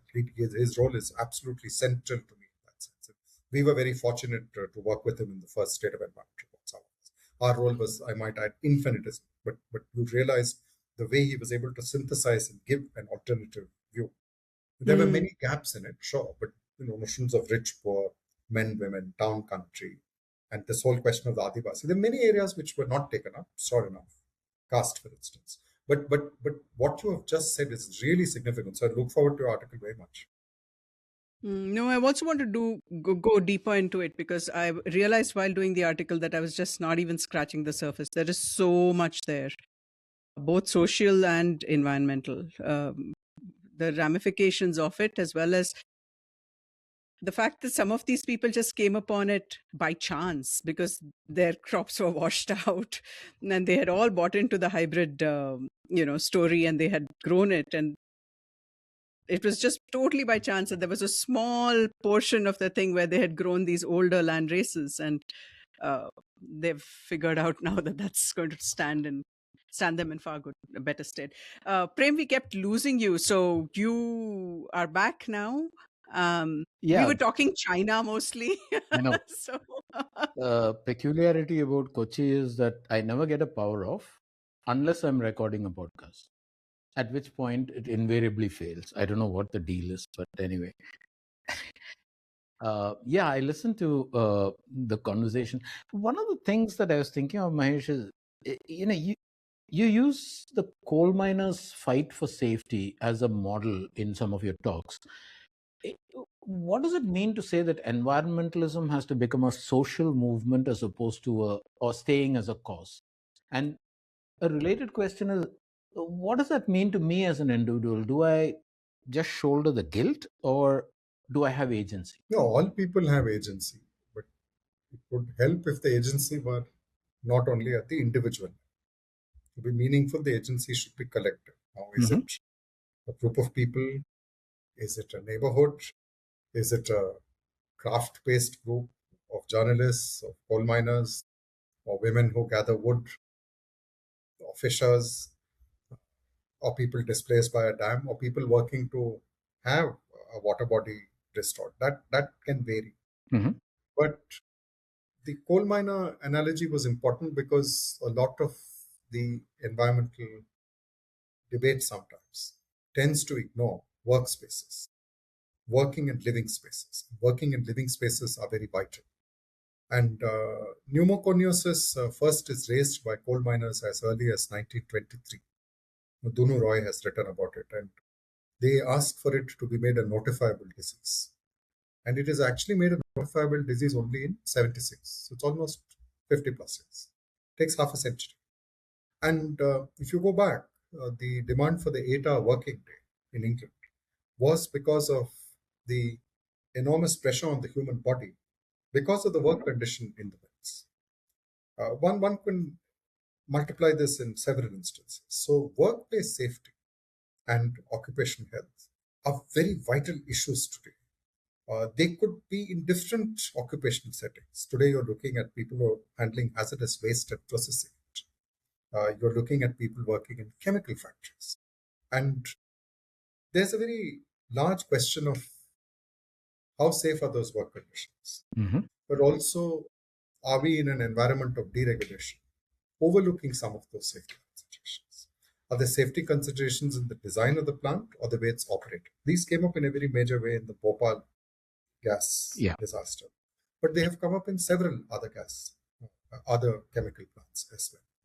And one of the things which is critical is that this often becomes a debate of workers versus environmentalists, people who work in the factory versus people who are against the noxious fumes or the waste water which is emitted by the factory. And I am in a city where in 2002, a lot of the factories were relocated because of a major court intervention. Mahesh C. Mehta fought the case. Very important public interest litigation lawyer. Now, is that an answer? Because those factories were reconstituted in the rural hinterland and small towns, and they proceeded to do whatever they did in those places, which, by the way, had much worse medical facilities for the workers or their families, and involved enormous problems of relocation. Mhm. So, what should have been done in these cases? We need to think of something which addresses both concerns. And this is why striving for a balance is a very critical thing. Environmental issues are often about a balance. And that balance has to keep shifting and changing. There is no one balance. It can't be one place. And that is why multiple views are very important. In a respectful way, one should be able to engage in it, which often isn't the case. Understand. One can explain why it isn't so while hoping it will be so. Right. Uh, you've also said that some conservation alienates the people from the very land that they live on. Uh, Which raises the question, how did protection end up at odds with the people who are nearest to it, nearest to the land? It also depends on what they're trying to protect. If you Hmm. look at the Gir lion, it's very Right. interesting in the late 60s. There's a series of studies on the ecology of Gir. They're outstanding studies. The Yale Hmm. BNHS study. They study everything. Robert Grubb studied the vultures, Berwick studied the herbivory, Jocelyn studied the lion. There's also a study of the Maldaris. But they then go to the Gujarat government and say you need an area which is completely free of the Maldaris. This is then carried out. Maldaris are displaced and resettled, relocated. And they end up worse off than before because their system of living with the buffaloes is geared to the forest. And the Maldaris are vegetarian. They don't hunt animals at all. And they were losing a lot of buffalo to the lions at that time. And over time, in the areas they removed, the cheetal numbers bounced back. There's very good documentation on that. Now, is it because they were moved or because there was water and there were other reasons is debatable.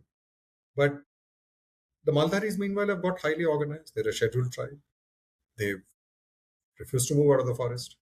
The numbers of lions have grown, both within and without. But do we have more inclusive methods? On the whole, no. We're trying very hard. There are a lot of attempts to do that. I think the Tiger Task Force was one attempt. The Forest Rights Act was another attempt.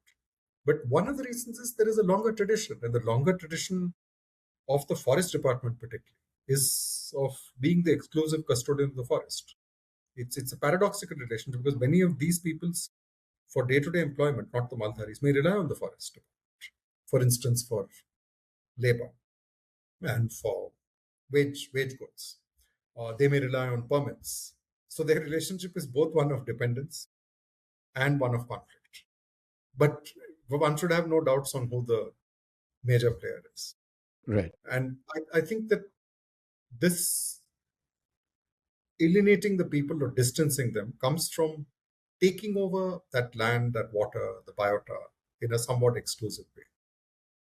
That is still seen, and let's be clear about this, particularly in biological conservation, as the main means of conservation. Hmm. It is seen as the main policy instrument with some adjustments. It's not true only of government, it's true of very leading figures in the field, both in India and the world at large. In Actually, China, since you referred to China, the new panda reserves, the 18 reserves, they're trying to resettle lots of people. This is not exclusive to India. actually, that kind of brings up Project Tiger, right? I mean, that seems to have carried so much of the Indian environmental story over the years. It's the showpiece. It is the emblem of conservation efforts, etc. By making it the front and center emblem, it, it appears to have cost the people inside the reserves quite a lot, wouldn't you say? Which goes back to what you were just talking about. I think that was built into the original idea of it. And Project Tiger was conceived of, again, it's very similar to the Green Revolution. It's conceived of in a crisis. In the crisis, you isolate certain areas which are of high biotic potential. You resettle people who are within that area, stop forestry, allow the prey and the predator to recover.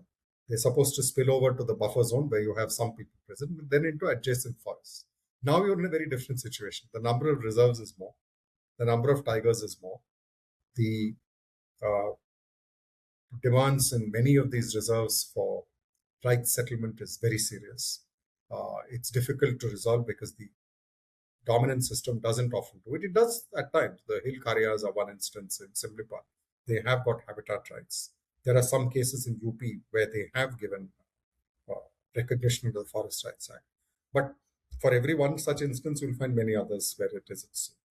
And now there is a different situation where the habitats are being fragmented in the larger landscape. Just as we are becoming more aware of larger landscapes and the importance of a living landscape outside, the science is moving in that direction, the sociology is moving in that direction. But the fragmentation is extremely serious with large projects, expressways, coal mines. And the what is incorrectly perhaps referred to as the human wildlife conflict, HWC, is symptom of something much deeper, which is that this system was built on isolating humans and animals, just to put it crudely. But there is no isolation. It doesn't exist in reality. In reality, you have a continuum. You have continuum all along. There are different levels of the continuum. So we need to rethink the idea. And I think 50, 55 years is a good time to rethink an idea. It may have had some validity at the time it began. One can explain why it began at the time. I'm not getting into it. It's not for me to assess that. But we can definitely look at other ways of approaching this question. One more question I wanted to ask before I turn it over to you and have you take it home. Mahesh, Harini Nagendra was our guest in the previous episode, and she talked about ecological amnesia. What she was specifically referring to is that each successive generation kind of loses the memory of the previous generation's idea of nature. So between generations, there's been change, and each generation grows up thinking that that is what the ecology is like. It kind of raises the question, right? How do we hold the memories of what we've lost? I was also thinking of, since we talked about forests and how they're preserved and stuff. As a kid, I went with my grandfather to Wayanad because my grandfather had gone to buy teak. We needed it to re-timber parts of our ancestral home. And I remember the master carpenter who was, uh, organizing all of this. He identified a teak that could be cut, but then he conducted a ritual where he was asking permission of the birds that nest in those trees, of the growth around the tree, and of the tree itself, saying, "You've lived a long and rich life, and is it okay for us to, cut it down?" My sister doesn't have this memory. Neither do my nieces. So how do we hold memories of what we are losing, what we have lost? It's a very good question. I'm not the best person to respond to it. I have friends who work on oral traditions. They are probably better equipped. Uh, one submission I would have is that there's a very large number of Indians who speak in their own bolis, their local version of the language, what is incorrectly sometimes called the dialect. Mm-hmm. And my sense is a lot of these are still very much alive among such groups. These traditions haven't gone and they're reinvented. In any case, each generation remakes traditions. We have to be conscious of that also. Sometimes what we think of as a very ancient tradition may be relatively recent. It may be adapted. But this is a serious issue for a different reason, that we are living through very large changes. There's a scholar called Gagane who worked on Ladakh, on the migration and the people who move up to the pastures of the uplands and then down. And one of the things she says is exactly what you're saying. Young people don't want to go up the mountains. They think it's too much hard work. They'd rather rent. They'd hire someone to go. But that's how change happens. We have to come to terms with it and we have to adapt to it. We can't assume that these changes won't happen. They've happened in our own lives. So that's I think a very, very significant question, and it goes well beyond the ecological. It has larger ramifications. But to give a positive spin to this, there was a very distinguished Chinese journalist who spent 7 years in India. He was interviewed with Doordarshan. He was asked, "What do you find remarkable about this country?" And he said, "The most remarkable of this country is the people who live in this country don't realize that you have such incredible living cultures and traditions around you." So the questioner said, "But can you expand on that?" And he said that, the way festivals are celebrated in India, and he was referring to Rangoli, kolam, which is made outside with rice flour. He said in China during the Cultural Revolution, the 10-year period in which these cultures were systematically destroyed and dismantled for a generation. And he said when that has been done, it's very difficult to reconstruct. He said we are having to grapple with that. You have no clue how blessed you are with this. Now, this had, once he said it, it looks very obvious. When you read the history of the Cultural Revolution and that upheaval, we haven't had that. Yes, of course, partition was an enormous upheaval. I live in a city where you are reminded of that more often than not. Families who went through it, it was hellish. But but a lot of those cultures have been reconstituted probably relatively more easily than what has happened with the cultural revolution. It was horrendous because it was so systematic across the board. And when you read accounts of the survivors, accounts of people who grew up through it, Wolf Totem, for instance, which is about nomadic people who were settled, they were not allowed to do their wolf.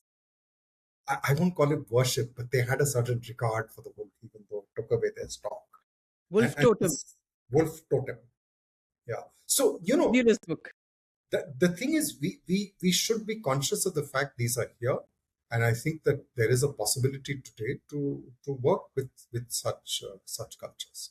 And this combination of culture with the insights of science and a sensibility and the historical sensibility hopefully can help us. It can't give us an ideal guide. There is no ideal checkbook or checklist, but it can give us a better way to grapple with these dilemmas. Yeah, so this whole thing about loss, right? And what we have lost in terms of tradition or in terms of I'm sorry, one second. I don't know what happened here. Yeah. So in terms of loss and losing of traditions and stuff like that, I was talking to Asmita Kabra, and she told me a very interesting story where apparently the women who were moved out of Sariska, they when they were in the forest and stuff like that, they would wake up very early in the morning, sit at their grindstone, and then while they were grinding, they would sing these songs, and it would be at 5 a.m. or whatever like that. And when they moved out, the milieu changed and stuff like that. And apparently the men in the family were saying something like, oh, we miss hearing the songs. But if you ask the women, they said it was so hard waking up in the morning and sitting at the grindstone. I can sing the song for you without having to sit at the grindstone. Thank you very much. So there is that kind of a change also in terms of memory, in terms of what we constitute as loss. Something that is very that has been kind of plaguing me since I lost my mother.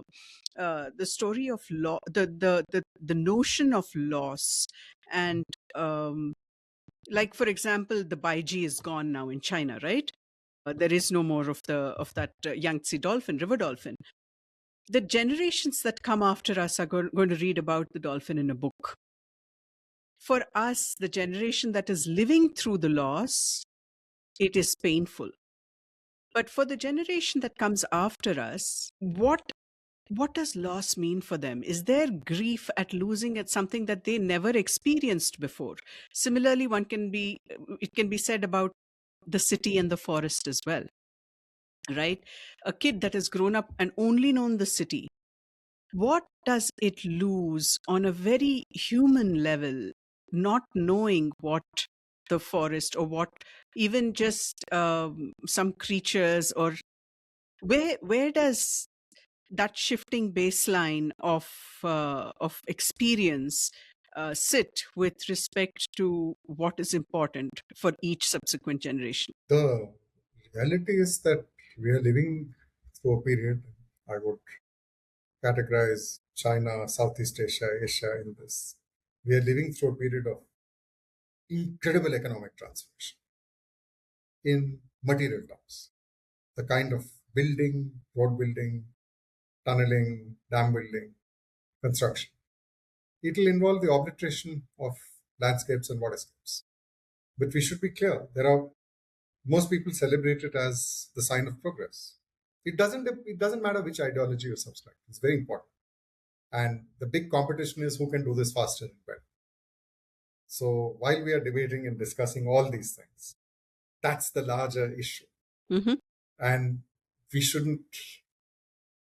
One of the dilemmas of environmentalism is that it's perhaps not willing to come to grips with the fact Yes. that these changes, they're not all negative. Take a road. One of the things with rural roads, I teach in a university in a semi-industrial, semi-rural. And sometimes when you take a cut and go through the inner roads, you realize that the road for people in those villages matters most, because that is the road to the market Yes. where they sell their Yes. produce. Yes. It is also the road which gets them to the hospital Yes. or brings the doctor. Yes. It is also the road by which the child goes to school. These are Yes. the three critical things with the road. Uh, these are often people who rely on public transport, and they rely on something which is really unique to India, which is the tractor as a form of semi-public transport. I mean, it's an unbelievable number of people who pack onto a tractor. Yeah. And on the one hand, they seem to be having a jolly time, but it's not exactly a very safe way to travel. But the tractor is therefore put to multiple uses when it's not plowing. It doesn't sit idle there. Mm-hmm. So I think this point you made about the women and the grindstone is really, really, really important. Mm-hmm. The tube well. We look at the tube well and say that it's sucking out the groundwater so rapidly and exhausting the groundwater. True. But it's the tube well which has enabled land to be double cropped rather than single cropped. The question isn't whether you draw water from that. It is, can you replenish the groundwater and regulate the rate at. And that is where I think our problems really are. Are we able to, again, I keep coming back, how do we strike that balance? You build the rural road as priority because it's vital to link to the main road. You don't only look at the expressway. You look at the well and its renewal as important. You don't only look at the tube.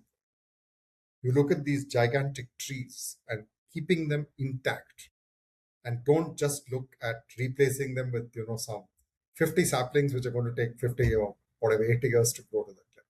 So how do we get that sense of balance? And there is definitely a way to perhaps look at, Amartya Sen argued in his book Development as Freedom, that you look at development as a means of enhancing not only capability but freedom, your ability to lead a better life without impinging on our other people. So in this case, reducing the drudgery while they're able to sing. Yes. And this comes through most starkly in forest areas or even in non-forest areas. That the extent of dependence on biomass for fuel, it's huge. It's cooking energy. And it is gathered with enormous human effort. Yeah. It's a lot of effort. It's Yeah. very, very difficult effort, often by women, Yeah. sometimes by underclass, poor people, and lower middle class people. And there's been a switch now with this gas price rise to wood and biomass. And you just wonder how many hours of time it's taking to collect that. Where are they Correct. collecting? And on average, they carry 33 kgs on their head, 66 pounds So each one, woman. It's the, the, crazy. the carrying of that, the labor involved in collecting it, and the distance you have to walk carrying it. No, you're walking 2, 3, 4, 5, 8, 10 kilometers, and Yeah. the nutritional level of the person carrying it. Yeah. Now, can we reduce that? Yeah. Now, if we reduce that, as well as renew the greenery and the water in the soil, then we're getting the balance right. Correct. So You're right. I'm just trying to change the way one looks at the focus. And You're I right. think that in that sense, fast growing trees may not be such a bad idea. Mm-hmm. Subsidized gas may not be bad, provided you can get it to these people. Can you get the gas to them? That's the question. Correct. Can you make biomass into gas at a competitive rate and supply? Yeah. We've kept you long enough, Mahesh. Thank you so much. But just wanted to make one last comment about, you talked about major upheavals and the loss of memory.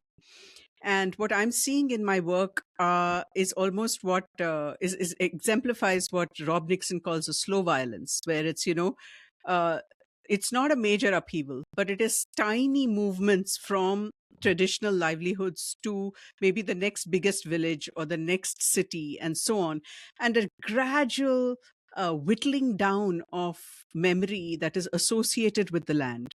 So where they were, their parents knew at what time, which season, how to live, what to grow. And with each subsequent movement away from the land and into, I wouldn't even say a city, maybe just the next town or something like that, and then doing daily wage work, that memory is being lost, and that knowledge is being lost, and no longer does my painter who has come from Rajasthan know how. It's not able to make a living doing it. This I'm very hesitant about.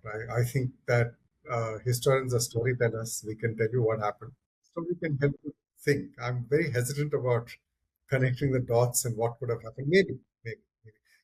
One of the dilemmas with this idea of tradition is that it also had very explicit or not so explicit hierarchies.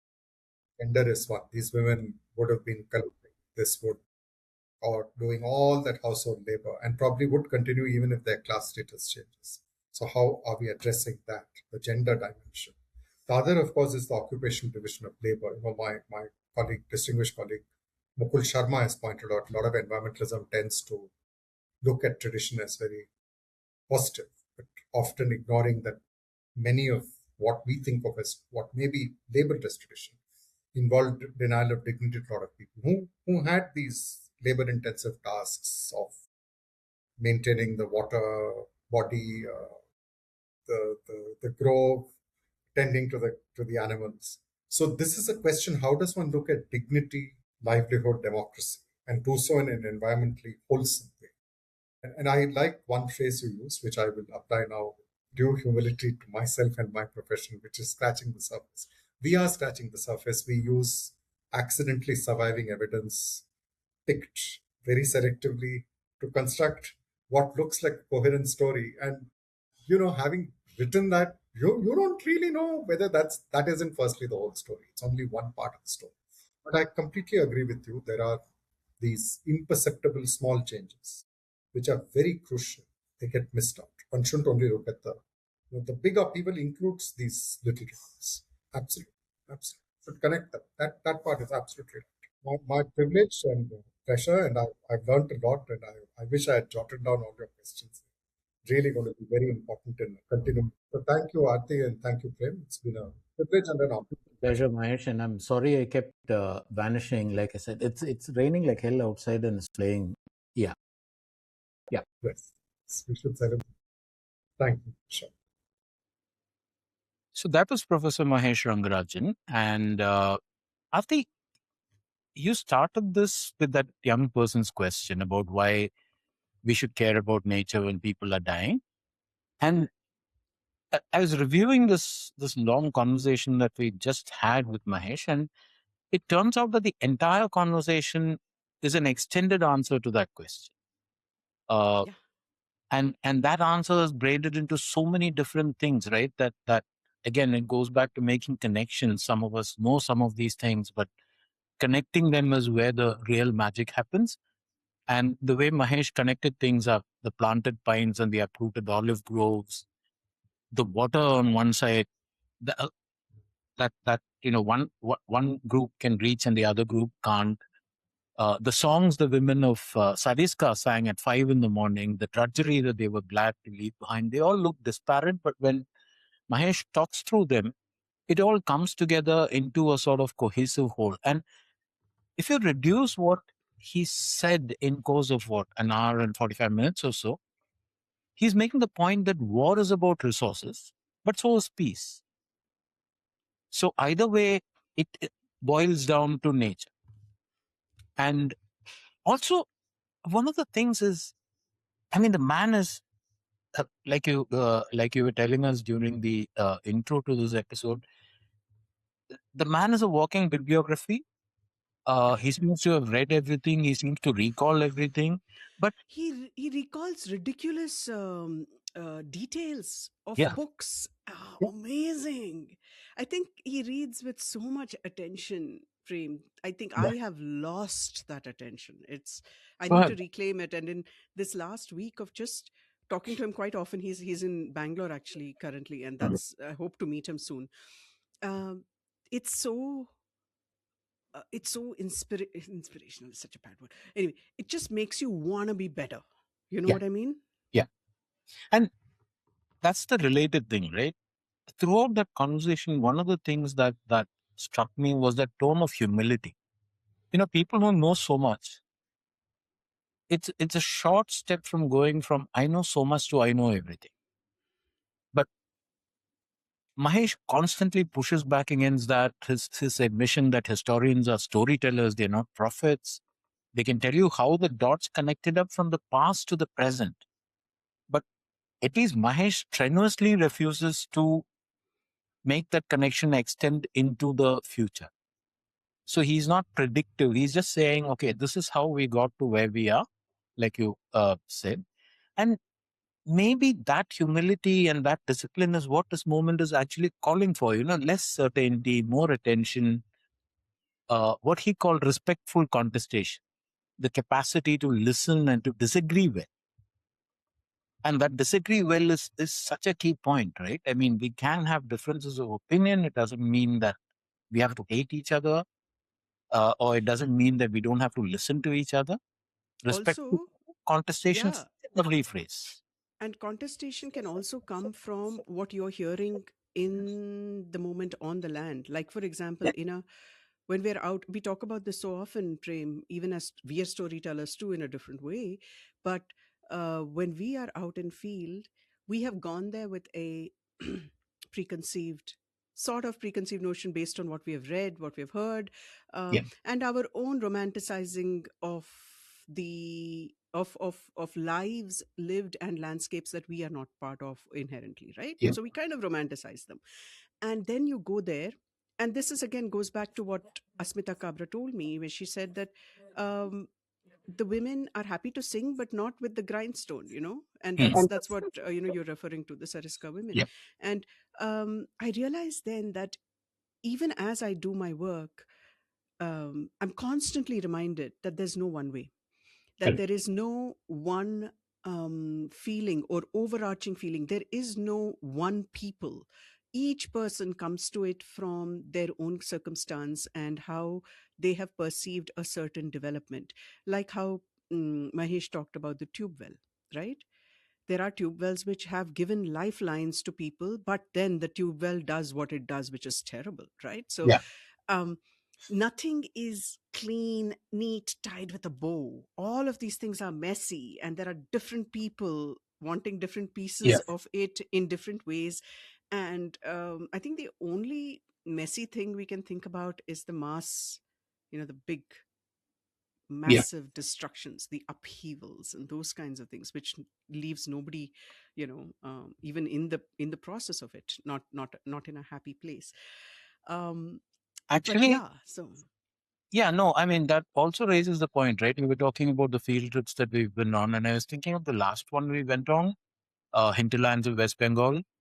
And when you talk about points of view, it struck me that all those people we spoke to in some of those remote hamlets, you could speak to one. It's never one person, because once you start talking to one person, then 10 other people crowd around and they all have their viewpoint. And you could talk to them and they would give you how they are perceiving what is happening to their landscape, how what is happening, and therefore the consequences, right? The economic consequences, the life consequences.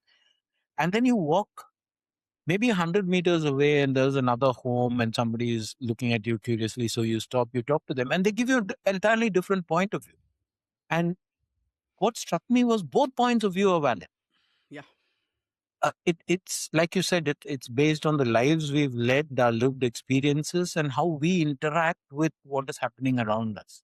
And that Yes. may not necessarily be the same, right? Your interaction and mine are different. Yes. So, and the other thing that Mahesh said, which I think is worth calling out, is when he pointed out that history is not some kind of museum, it's a diagnostic tool. I mean, it's a way of understanding how we got here, telling the difference between, and that difference is that the gulf between these two things are growing, which is why it's important. The difference between what we mean to do and what we actually end up doing. Mm. And I think that was one of the points that Mahesh made, which I promptly scribbled down over here, saying, okay, this is worth thinking about and internalizing, because when we are in the field, it's worth thinking of these things. Yeah. No, no, definitely. And I have a feeling this episode, Prem, is one that I will have to listen to several times, even though I was in the moment. And I don't normally go back, and I do listen to episodes, but not multiple times, because mostly I have gotten, the fact. But this one has so many uh, points at Layers? which I have layers and points at which I have had to question my own point of view and say, okay, yeah, that's probably, that also is something that I need to try and think about. It's a wonderful exercise in being able to hold two opposing thoughts, Yes. you know Yeah. and look at them for their own each merit, and maybe not necessarily come to a conclusion, but just be able to hold these two thoughts and give them due consideration, you know. And also to just accept the fact that there are multiple points of view, multiple points, Correct, even within correct, a finite geography. So we're correct, not coming back with, okay, this is our conclusion. There is no conclusion. correct, correct. And the land belongs to no one. It's not a commodity, you Yeah. know. And so the way each person uses the land in a way that um, that comes, you know, that basically shapes history, I guess, Yeah. is just brilliant. Okay, I just got a message from Mahesh, and I'm just going to read it. There's another book called Nature and Nation, which was published in 2015, and then he does talk about India's wildlife history as well, which is an amazing book. So both those by him are great ones to read if you're interested. And remember that I think I have to remind myself that environment is not other. Yeah. Environment is not a single topic which you have to study like physics. I mean, though even physics is very much part of life, but it doesn't hit you in the face every moment of the day. Environment does, because you breathe it, right? Yeah. You breathe it, you drink it, you eat it. And so environment is not other. And how we treat one thing in the world is connected to everything else. And it's Exactly. so important to remember that we are part of this community of things, whether it's, you know, animals or trees or air or soil or water.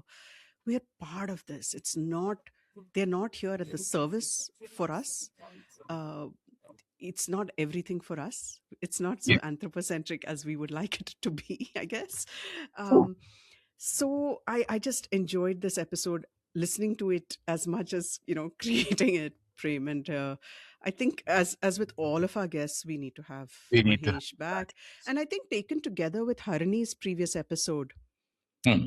I think, you know, together these things are they're giving me a sense of w- how to think through India's cities, how to think through India's predicaments at this point, Yeah. you know. Actually, Mahesh and Harini, or Harini and Mahesh back to back, is an education all by itself.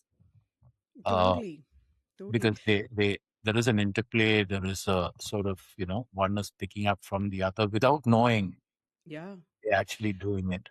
And the third cog in that wheel is are there cogs in a wheel? Yeah, okay, well, whatever. Mhm. The third cog in that wheel. Okay, now. Um whatever, you know, choose your metaphor over there. But is Vishwanath, and I'm going to Wait, talk by Vishwanath in Bangalore this evening. right. So, you know, how to think about water in the city, how to think about the city itself, how to think about the country. I mean, it's just brilliant stuff. And I hope our listeners and viewers get as much out of it. Totally. By the way, you talked about having to listen to this episode multiple times. I've got to listen to this multiple times plus one, that plus one being, the problems I had, right, during the recording. Uh, Power kept I know. going off. I kept coming back in the middle of a conversation, and I mean, like you said at some point, listening to Mahesh with your total attention engaged is itself very demanding.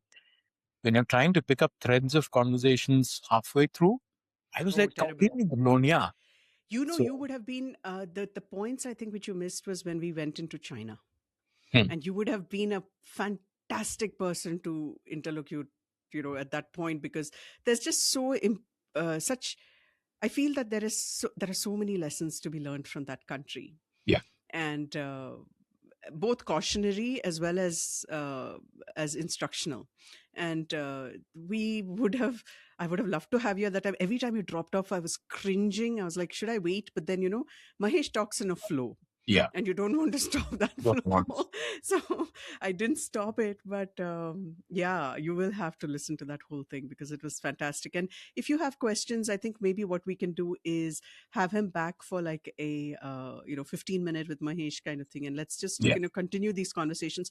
Maybe that's something that we need to do with a few of our guests, yeah, because we should solicit questions based on our podcasts from our viewers, And Mhm. if there are any, then have these people back and ask them that, because Yeah. I feel that these conversations are so important. It's conversations that's everything at this point, because people are talking past each other. Yeah. We need to be listening, conversing, not so much arguing as debating in the true sense, spirit of the word of Yeah. debating. Polite contestation, Correct. non-confrontational contestation, whatever. But Correct. And not ad hominem. It becomes ad hominem very easily, and then that's stupid, right? So you yeah, need to be able to go past that and actually look at these issues, because they're life defining issues. true.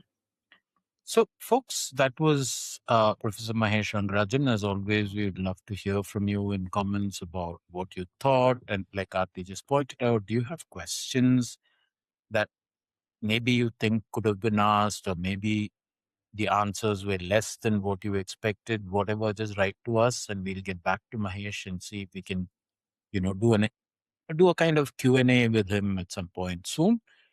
That said, some basic hygiene. If you haven't subscribed already, please subscribe.